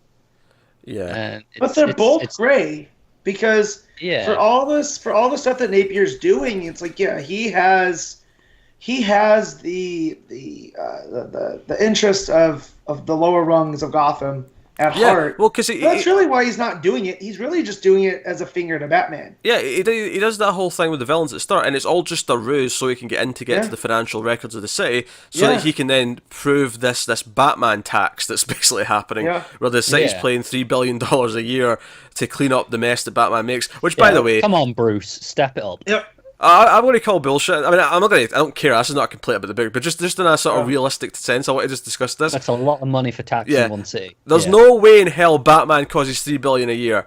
Damage. But that's not the point. The point is like they are taking every chance they can. This 1% of Gotham to tax the city. If you told me that this was like Batman's just the scapegoat on that. Yeah, if you told me. If you told me this was Metropolis and Superman fighting aliens was causing this, I'd maybe buy it, right? See, I'd buy it. Though. Maybe he is. If you know this thing with the library, if that's like an every night thing for Batman, because this version of Batman is that reckless.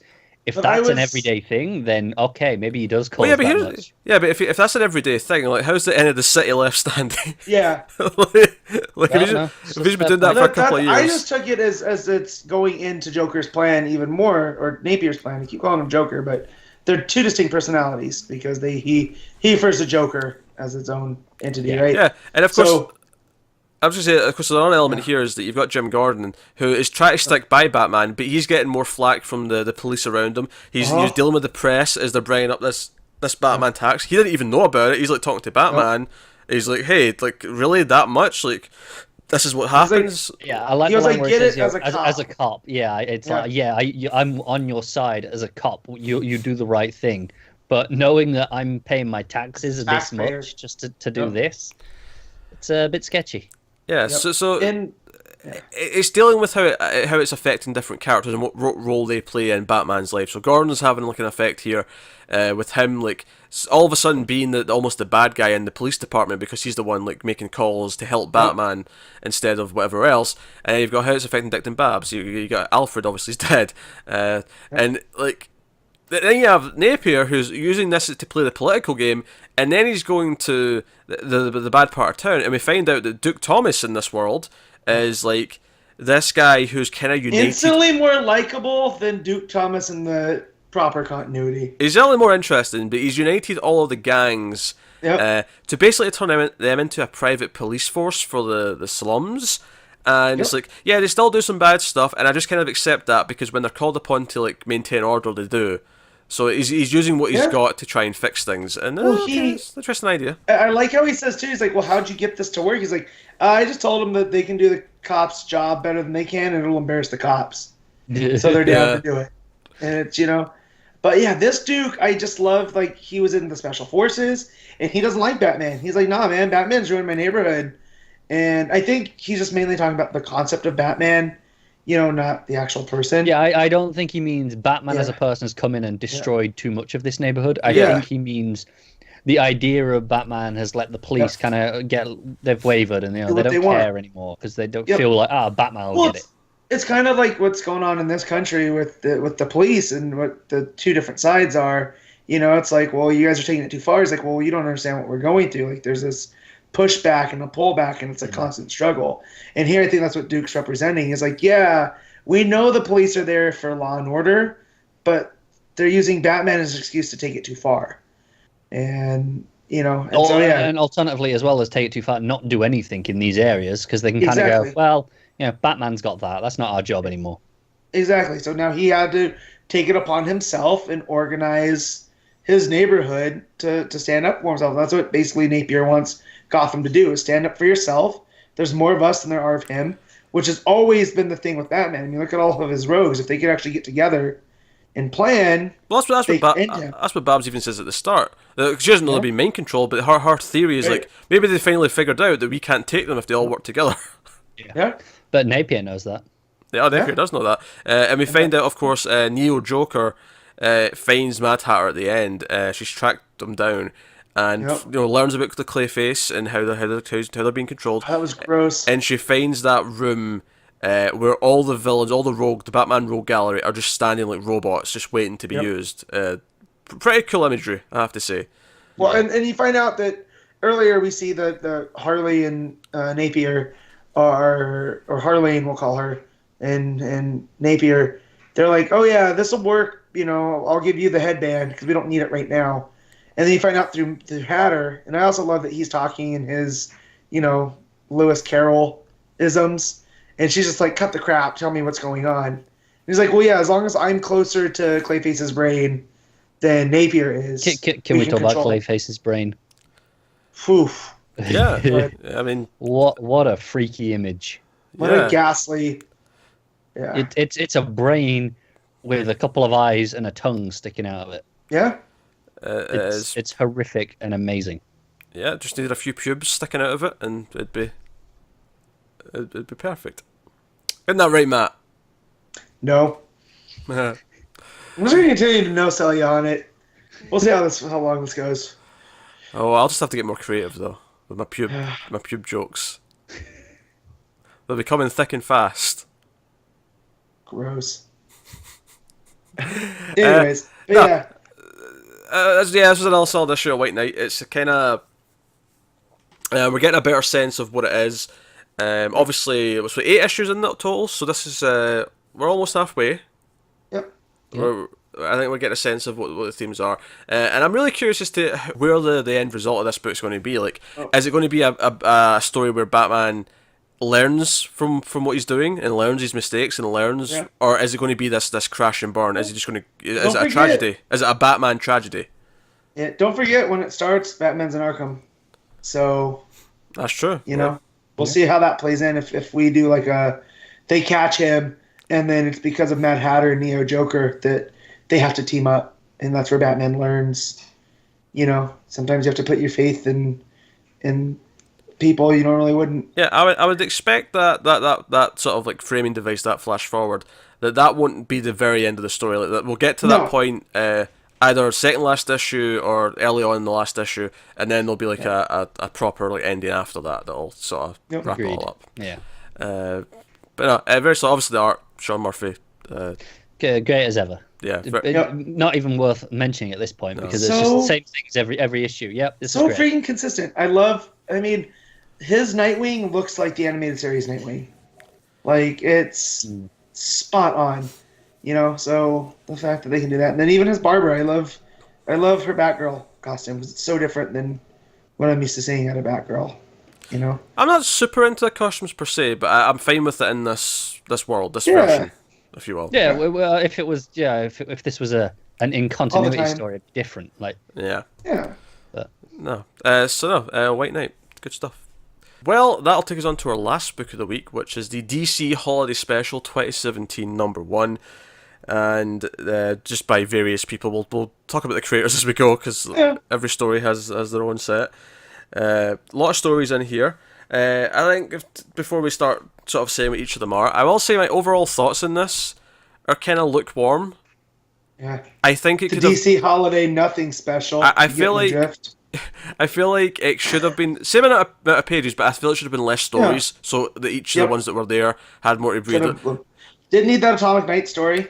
No, that was just like, get that out of here. There was several of these where I felt it just ended before it really became a story.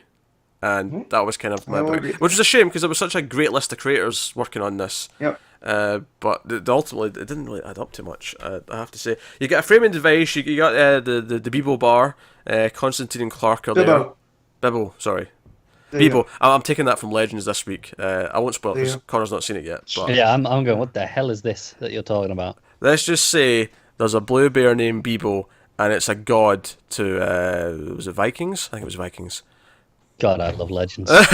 Wait, what? Also, Damien Dark pretends to be Odin. Long story, but... I'm going to watch this episode. I can watch this without having been caught up, right? Like, I can just go turn this on when I'm done. No, you need the other dark stuff. No, I don't care about that. I'm talking about the Viking worship worshipping the bear. Like my friend told me like they do stuff with Vikings on this one, so I was like, okay. You didn't say nothing about you're combining two of my favorite things here. Vikings and bears. Basically, you should catch up on Legends anyway, though, because it's been the most consistent show this season. Yeah, season 2 onwards has been solid good. Solid fun. Yeah. Damn it. Okay, so they're at Bibbo's bar, and Constantine's there for reasons unknown, but also Clark Kent's there, and they get into a discussion about the holidays, and Bibbo comes over to Clark and is like, oh, I recognize you. You come here once a year, and basically Bibbo's putting over how important Superman is, especially at the holidays, because when the night's at its darkest, that's when you need hope the most. And Constantine's like, that's a load. Yeah, Clark, when you've seen what I've seen, there is no such thing as hope. Yeah, Clark basically has doubts, and he's here to like kind of just try to remind himself that he's doing enough of what he can. And sort of Bibbo's kind of like, obviously Bibbo being Bibbo, he's Superman's #1 fan. So then the stories that play out. So basically it ends with like, he says it ain't so bad, ... and then it cuts into the first story, and then we have all the stories, and it comes back to the bar stuff at the end. So the stories, I don't want to spend a lot of time in these, to be honest, because I don't think there's actually enough to really talk about. Some of them have nice art. This first one has nice art, which is a Batman story about this kid who his grandmother freezes to death over the winter, and that was like some time ago, and now he's a full-grown adult. He sees the ghost of his grandmother. He hallucinates his grandmother speaking to him, telling him to kill the people who turned him away, because they go to this house to like, can we come into the heat and like maybe call for someone or something, and they turn him away, and it's basically just him coming back with the ghost of his grandmother to get revenge. So Batman goes out and saves them. You should mention that the creative team on this is Denny O'Neil and Steve Epting. Yes, Steve Epting's art is fantastic. So that's yes, and it's Denny O'Neil Batman, who it's of a time and it's of an era, But it was a cool Christmas story. It's kind of light on Batman, but it was fine. Yeah, I guess the end, and the guy's like, okay, I need to say goodbye to you, Granny. And she leaves forever. I don't know. It didn't feel developed enough for me to really get the go home point of it, I guess. Second story is a Green Arrow Black Canary story called You Better Think Twice, with Marguerite Scott and Phil Hester on the creative side, and basically he's dressing up as Santa. He's convinced Canary to dress up as like Santa's helper, to give some orphans some presents in Christmas. Given her upbringing, she's kind of like, this is dumb. Like, come on, I'm not dressing up as Mrs. Claus to help kids. We can just go help kids. And of course, bad guys try to rob, a truck full of presents. And right outside the orphanage because of, convenient. Yeah. But we get a boxing glove arrow, which is okay, I suppose. Yeah, boxing glove arrow, and I just love the look on Canary's face when it happens. Just because it's pretty great. But my favorite part of this story was the end with all the kids who see them, Canary and Green Arrow beat up these guys. And then they're just kind of like, oh, now I can be Black Canary, you can be Superman.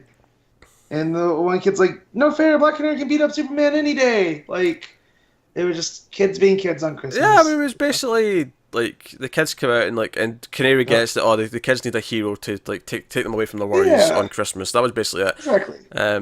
But hey, and the next story is a Sergeant Rock story by Tom King and Francesco Francavilla. That's obviously this was beautiful. Easily, to me, this is easily the best one.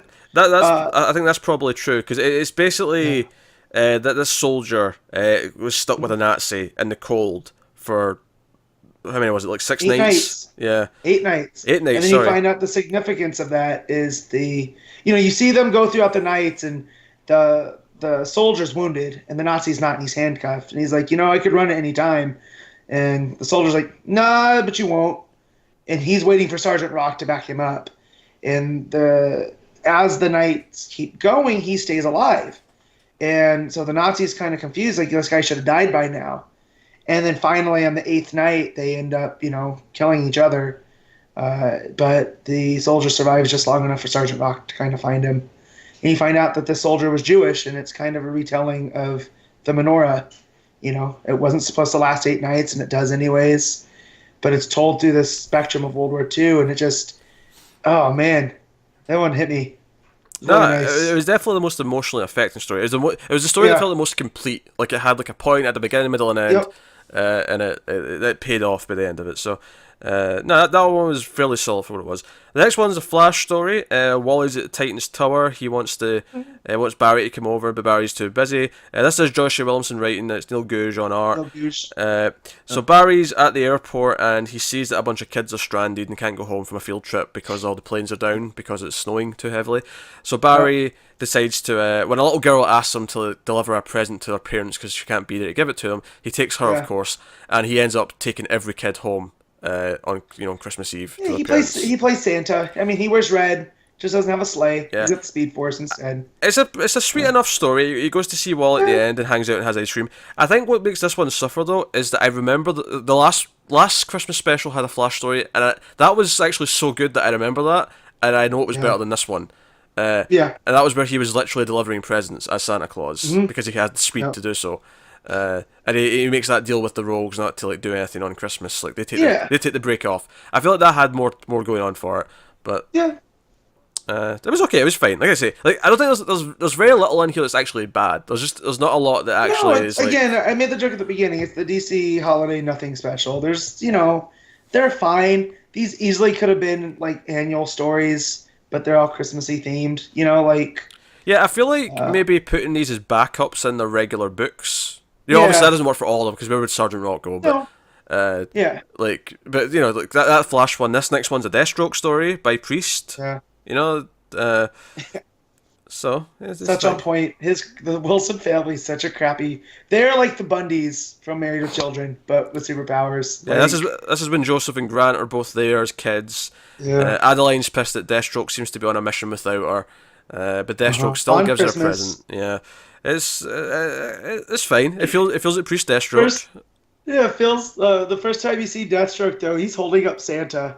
And you're like, what is going on? And you end up finding out that he'd put this chip in one of Joseph's toys that then went and got donated for needy kids. So now he has to track down this chip and hold up Santa. Santa ends up getting killed by the bad guys also trying to get this. So there were some laughs in this one, although it was kind of dark for a Christmas tale because again, Santa ends up getting whacked.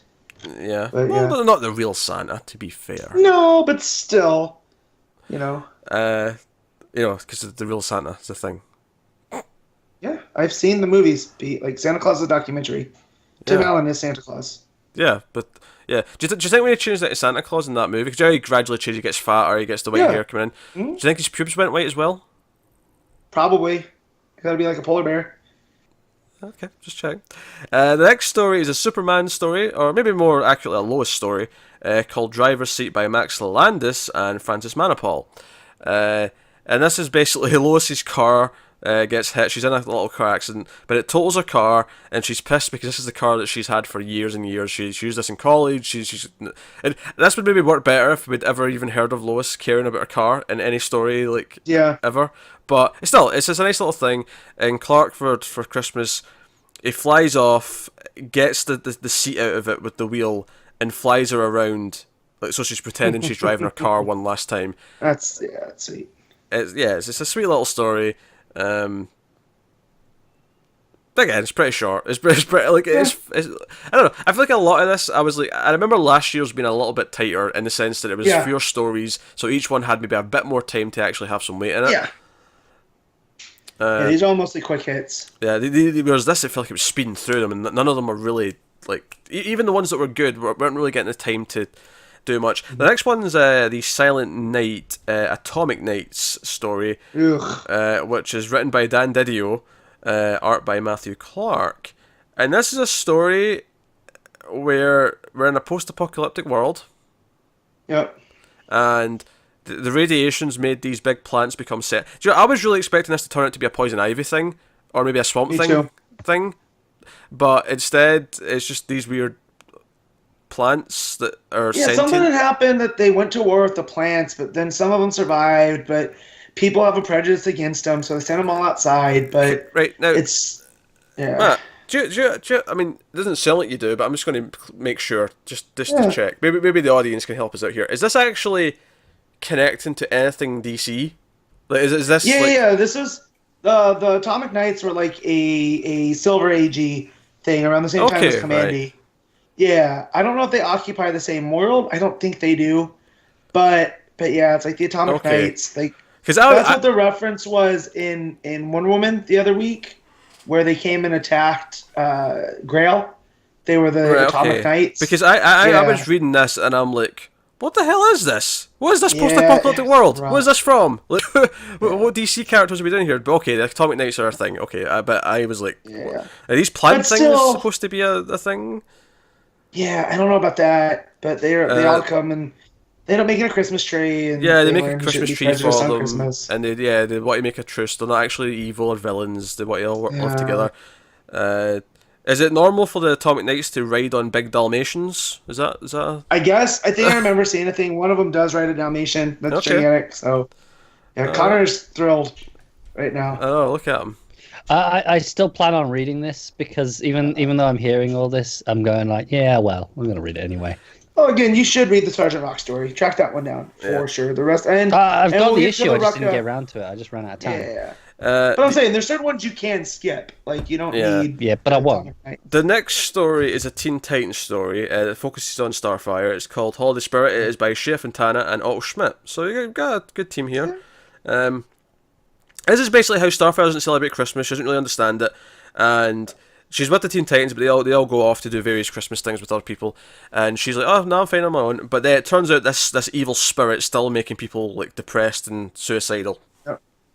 So she ends up calling in the team, and this big evil-looking thing starts feeding into everyone's like doubts, like, oh, remember all these things, like, you know, you felt Raven, or you, Robin, your mother, like, Yep. fought you and abandoned you, and like all these things. But basically gets to Starfire, and the thing has nothing, because the reason why it comes out at Christmas is because that's when people are most vulnerable to feeling lonely. And Yep. she just doesn't feel anything because she doesn't care about Christmas. This is like a complete non-concept to her. But by the end, she kind of realizes that, okay, I get that Christmas is all about how in the middle of winter you actually fight against it and have this hit. Because at the start she's confused. Why do people celebrate in the middle of winter? It's like the darkest time. It's horrible. But she You shouldn't be realizes that. celebrating. You should just Yeah. be huddling together for warmth. But she realizes by the end it's, oh, you do it in spite of the cold, you do it in spite of the darkness, Yep. because it's like you find light in the dark. And it ends with them all sitting around at the campfire at Titan's Tower, being happy. I That's do love okay. Damien. When they attack this thing, they call it the Ghost of Christmas Past. He says initiate playing reindeer games. I was like, that's pretty funny. Yeah, it's almost like, what the hell are you talking about? It's like, oh, it was an addition to the Christmas version of your combat binder. Yep. Yeah, it's fun little things like that. Yeah, it was good. It was okay. Next one is a Swamp Thing story called In the Echo of the Abyss. Scott Brian Wilson writing, Nick Klein on art. This is a story in which the Earth is apparently on the brink of nuclear annihilation because everyone's about to fire nukes at each other. And this space station above Earth, and Connor's like, what the hell is this? Is this a Swamp Thing story?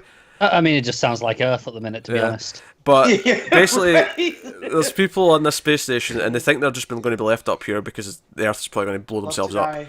And this one guy is trying to be Christmassy, so he pulls out some mistletoe. And Swamp Thing, through the mistletoe, detects how sort of depressed this guy is. And he like comes from the mistletoe and convinces him not to kill all the crew. Because he's basically going to like kill everyone so they die a quick death, so they're not waiting around for the apocalypse. Yeah. Because he's worried that, you know, once like the Earth's gone, or if that happens, that they'll end up Maybe fighting each other for food, for what's left, and things like that. So Swamp Thing comes out and decides not, you know, tries to tell him not to kill himself. And then leaves him a Christmas tree, because, Yeah. of course. Yeah, it was a story. I didn't hate it, it was just kind of random. I was like, Yeah. what's I was happening? like, why is this in here? Like, okay, cool. Someone had a story for a weird Joe, Swamp Thing, my nuclear promise? annihilation. I feel like the idea of Swamp Thing making a tree for someone's really nice, but it mirrors that Silent Night story too much. Yeah. Because that was also tree-like beings making a tree for someone. Like, I don't know, I feel like it was the same idea in Right. two stories. Well, but I feel like the writer just took Nuclear Winter to the next level. You know? No, nothing like that. Okay, moving on. Whatever, it's fine. Pubes. Anyway, next story is Solstice, which is a Wonder Woman Batman story by Greg Rucka and Bilquis Evely. Does that perk you up a bit, Matt, those names? Yep. there's not a whole lot of story here. Batman and Wonder Woman are basically just like off saving their own people. It's all in the kind of like the contemplation, the narration over the top of it, where they're basically. It's almost kind of like that Batman, or that Batman issue with Superman and Batman both kind of talking about each other. Not as directly in this one, but they're both just kind of talking about what they do and how important they are.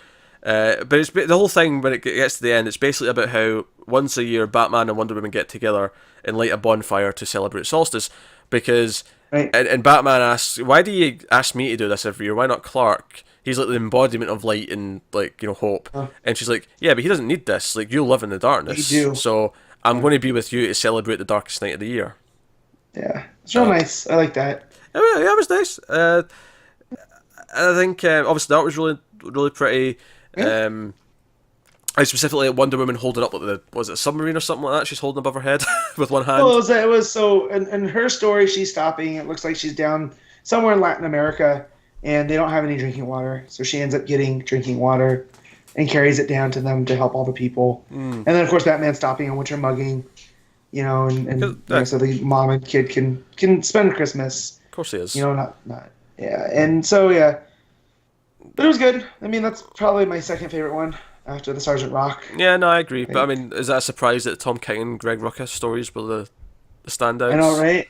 With Francavilla art and Evely art, like. Yeah, I mean, it's not a shock. Admittedly, I don't necessarily think they lift the book up as a whole enough to say it's worth like paying the $10 to get it. Like, I feel like so much of it is just fine and not standout that. I mean, to its credit, there's very little as well on the other side where it's like, oh, this is terrible. Like, this is a bad story in here. It's fine, but $10 is a bit steep. Yep, I concur. I would definitely cut out some of them and make it, just an 80-page whatever. Yeah, $6 for it. I wouldn't even lower the page count necessarily. I would just let the ones that are good flesh out a bit. Let them have a bit more time to really tell the story they're telling. So we cut back to the bar, and Clark's like, "Oh, thanks, Bibbo, for doing this every year." And then he invites Constantine to his house for Christmas. So we have the last page is Constantine sitting there with Superman, Lois, and with Jaun. And yeah, that's it. Happy Christmas. There you go. See you next year. Yeah, and then he ends it with Bah Humbug. Yeah. So it is the definition of fine, but nothing special, I think, overall. Yep. A couple of bright spots, but not as many. I feel like last year's, I remember like coming out of it being really enthusiastic about a couple of them. Whereas this year, I feel like no, it's like the high points weren't there, but the low points weren't there really either. It was just kind of nice, even middle ground. All right, I agree. I think that'll wrap up the books, which takes us to picking our favourite stuff of the week, which is something we do at the end of the show every week. We pick our favourite panel/moment from one of the books. We pick our favourite art, our favourite cover, and our top 5 books. So, we'll start with panel/moment. I will go to... I was picking Connor first. I'll pick Matt first this week. Matt. Yeah. So, panel's going to be from Batman. It's the elevator sequence where it's that page where that ends with Lois and Catwoman introducing themselves. Just because I love how awkward it is when they both step out of the elevators. It's just really great. I loved it. I won't waste any time because that's mine too. Oh hi, you must be Catwoman is definitely the standout panel of the week for me. That line had me cackling. Yeah. Just the awkwardness of both of them reaching out to shake hands whilst like Batman and Superman just standing there all like, no, we're in character, we're stern, we're the big manly men. That was really funny. Connor? It's still from Batman, and it's still from the elevator sequence in general, but not quite that. It's the two panels where they're both going, "Oh, he's a better man than I am." Okay, no, I can see. Yeah, that. That's fair too. Yeah, it's very because that kind of sums up that issue for me. With the way they were looking at each other. Best cover, Connor. Oh, Green Arrow, easily. Easily, you say? Yeah, it's a phenomenal cover. Matt. Mine's with Superman. That's just a cool image. Even though it's something I usually wouldn't like, but it's imposing. And he looks cool as hell just sitting on that throne. Yeah, I'm going to have to Yeah, we have to go with Green Arrow as well. Although Batman's close, but I think Green Arrow. Batman's a good cover, and on another week it probably would have won. But that Green Arrow one just stands out. Again, it's him swimming underwater, even though he's never actually in the water outside of a diving suit. Doesn't matter. An issue. But yeah, I'm not complaining. I'm just saying. If we took if we had to made it so that the covers had to be accurate to them to be eligible for a pick, we would never have a cover. Yeah, that's true. I don't know how comics gets away with this so often, but No, it does, doesn't it? No, see, I don't even mind that so much. The one that annoys me is when it's a different cover artist, because it's like, okay, the cover's selling you on, okay, here's what you're getting in this issue, here's who you're getting, and you see the art, and then you open it up and it's completely different. It's like, well, that's not what I was promised. Yeah, but I feel like DC's gone to help that a little bit by having A and B covers. They're definitely a lot better right now. Like Mike Grell is always doing the Arrow variants. Yeah. So, So best art of the week, I'll go first. I'm going to buck the trend. But I know you guys haven't pictures yet, but just compared to previous months with this week, I'm actually going to go with Batman with Clay Mann. I'm going to give him the edge over Murphy this week. Not that Murphy's not fantastic, because it absolutely is, but Clay Mann's stuff in this Batman issue was really hitting me for the emotional beats. It was hitting me on all the layouts, the colouring, sort of contrast, everything about it was just really kind of nailing all the moments for me. So that's my pick. Matt. Yeah, so I have to stick with the trend and go with White Knight, just because it's Sean Murphy, and Sean Murphy on any given Wednesday, can't count against him. Connor. See, interestingly, White Knight's actually my third pick this week. That would be in third place. Oh, I started this episode by defending you, Connor, and then you go and do this crap. Oh no, it's still great, but it's just a really strong week, because the other two that are in contention for the top spot are, of course, Batman and Green Arrow. I can't dispute Green Arrow either, actually. Green Arrow's definitely, if you're picking three of the week, then those are definitely the three in terms of art. And I think I honestly am really torn between those two, so I'm going to go with Green Arrow just for the the representation. Everything's a little bit different. I concur. No, Green Arrow was beautiful. I can't dispute that. So Matt, you can start off the top 5 books of the week. Gotcha. So my number 1 is Batman. Number 2 is White Knight. 3 is Justice League. 4 is Green Arrow. 5 is Deathstroke. Connor. Yeah. Batman. Then 2 is White Knight. 3 Deathstroke. 4 Justice League. 5 is Green Arrow. Okay, my number 1 is Batman. My number 2 is White Knight. My number 3 is Green Lanterns. My 4 is Justice League. And my number 5 is Green Arrow. Yeah. Not a Superman in sight. Not a Superman in sight. It's just Fair enough. Which it's a shame, but it's not like Matt can complain, because he's also he's including those people not giving Superman any props. So, no. But no. Yeah, I gave a cover, and that might have been calculated just to. You knew it wasn't getting anywhere else. So I'll throw it a bone. That's right. So yeah, that is all our picks for the week. So that leaves me to tell you what's coming next week. So next week, I feel like this may have been delayed. This first thing here. Is Dark Knight Metals 4 out next week, or has that been pushed back? No, that's out the week after. I saw Snyder tweeting out about it a lot. Yeah, it's been pushed back a week. It's the one that we had known about for a little bit, because it was coming off of the Batman Lost. Wait, does that mean Hawkman Found's been pushed as well? Because Hawkman Found's might be the week after. I haven't heard anything yet. Know. So probably would be. They might put them out the same week and just go read this one first. Yeah, they could. Yeah. But hey, so anyway, so that means that coming next week we have Detective Comics 970, Action Comics 993, Wonder Woman 36, The Flash 36, we have Supergirl 16, New Superman 18, we have Mr. Miracle number 5. Also out next week, although not covering necessarily, are Titans 18, Superwoman 17, Batgirl and the Birds of Prey 17, Hal Jordan, the Green Lantern Corps 34, Ragman number 3, Justice League of America number 20, Red Hood and the Outlaws number 17, and Suicide Squad 31. There's actually just as many next week that we're not covering that we are. I might actually check into... I'll do Superwoman when 18 hits, because that's the end of the series. But I might Yeah. I might catch up for Birds of Prey next week and give an update on what that's been like for the past few issues. Since things are oddly quieter next week now that we dropped a few. But there you go. And I don't know. I imagine that the Red Hood of the month will be next week for Connor. Probably will. Yeah, I'll probably get that over and done with. Hey, you guys know what's next week? What's next week? Booster Gold. Star Wars. Well, that too. Well. Booster Gold and Star Wars. My priorities are in the Same right week. place. Well, I wouldn't expect anything less. But yeah, Booster Gold. That story starts next week officially. I am excited. This recording next week's going to be frustrating because Yeah. we'll all have seen Star Wars by that point, I assume. Yep. Yeah. But we won't have recorded Probably our twice. review. So Peter will be being exceptionally cagey about his thoughts and keeping them That's away fine. from us. Oh yeah. I'm expecting him not to like it because he's Pete. So that's I am fine. not. I am not giving an ounce of like an idea of what I think of that movie until we start recording the review on the Sunday. Not an ounce. I'm too Exactly. Well, mad. sorry. I went on Twitter and I found out you can mute words. So I've muted the word Star Wars Last Jedi in episode 8. So nothing Just to be comes across safe. my Twitter feed. Yeah. 'Cause I'm not messing with See, it. the But thing is, though, the real dicks who are actively spoiling it, they won't even put those in there. Yeah, they'll put a code in. yeah, They'll- but I don't follow any of those people. I don't think any of those people follow me.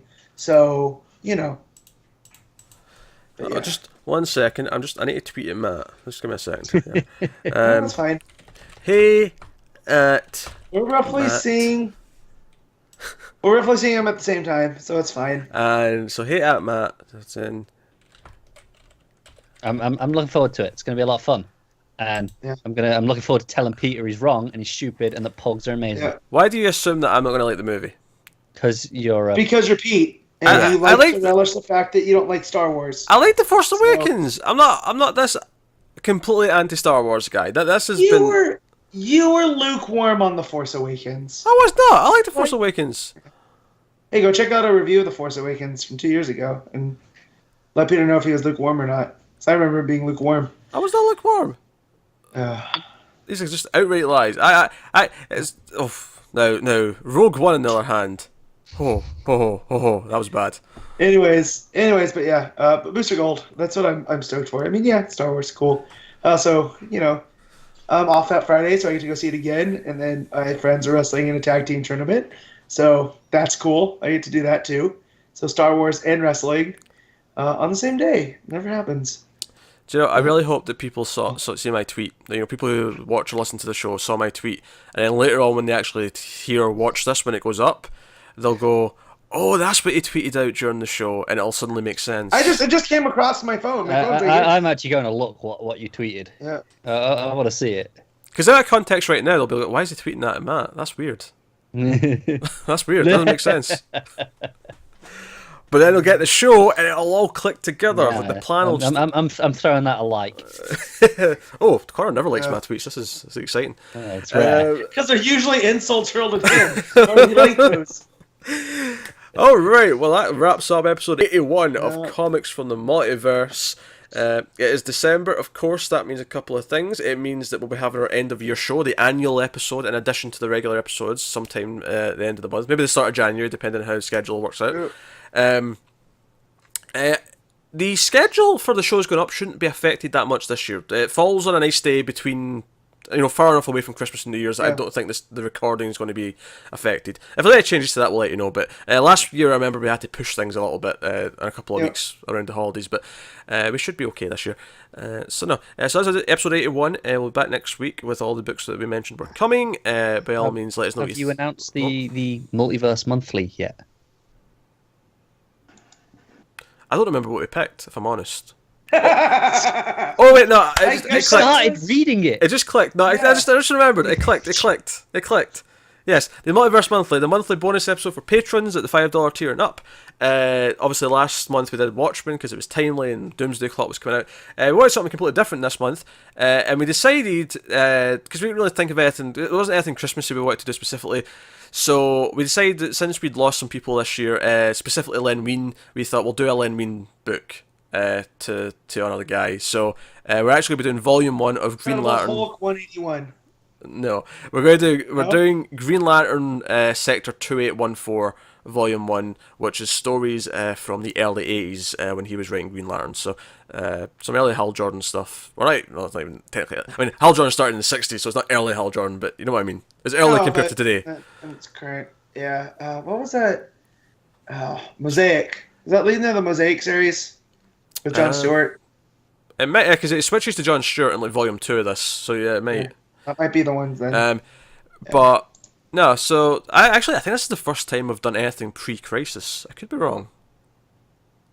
No, I think it is, because we did some Earth 1 stuff. Yeah, so we've done some out of continuity stuff, but not. Yeah, not like this. Yeah, not pre-Crisis, like, you know, old DC.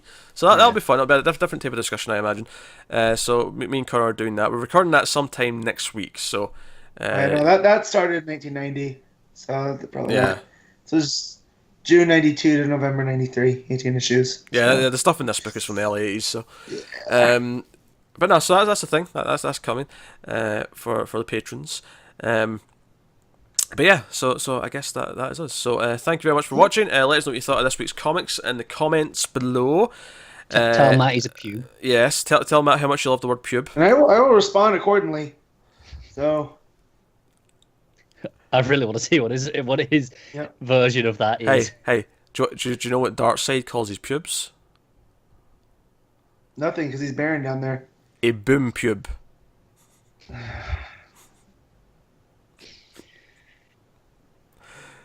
God. I can't leave. I was also trying to swap it and do pube tube, but I couldn't think of a lead into that one, even though it sounds funnier on its own. Don't Google that. It sounds funnier on its own, but I couldn't think of a setup for it. Anyway, that is us, guys. So thank you very much once again for watching and listening. Get us on the Twitters at DC Comics Podcast. Mention Patreon, patreon.com/MailFuzzTV. There'll be a link to these things in the description. Corner of the video will have one or two of the links. But that is us. So thank you once again for watching or listening. We always appreciate it. Keep reading DC Comics, and always remember to never get lost in the Speed Force. Peter's nasty.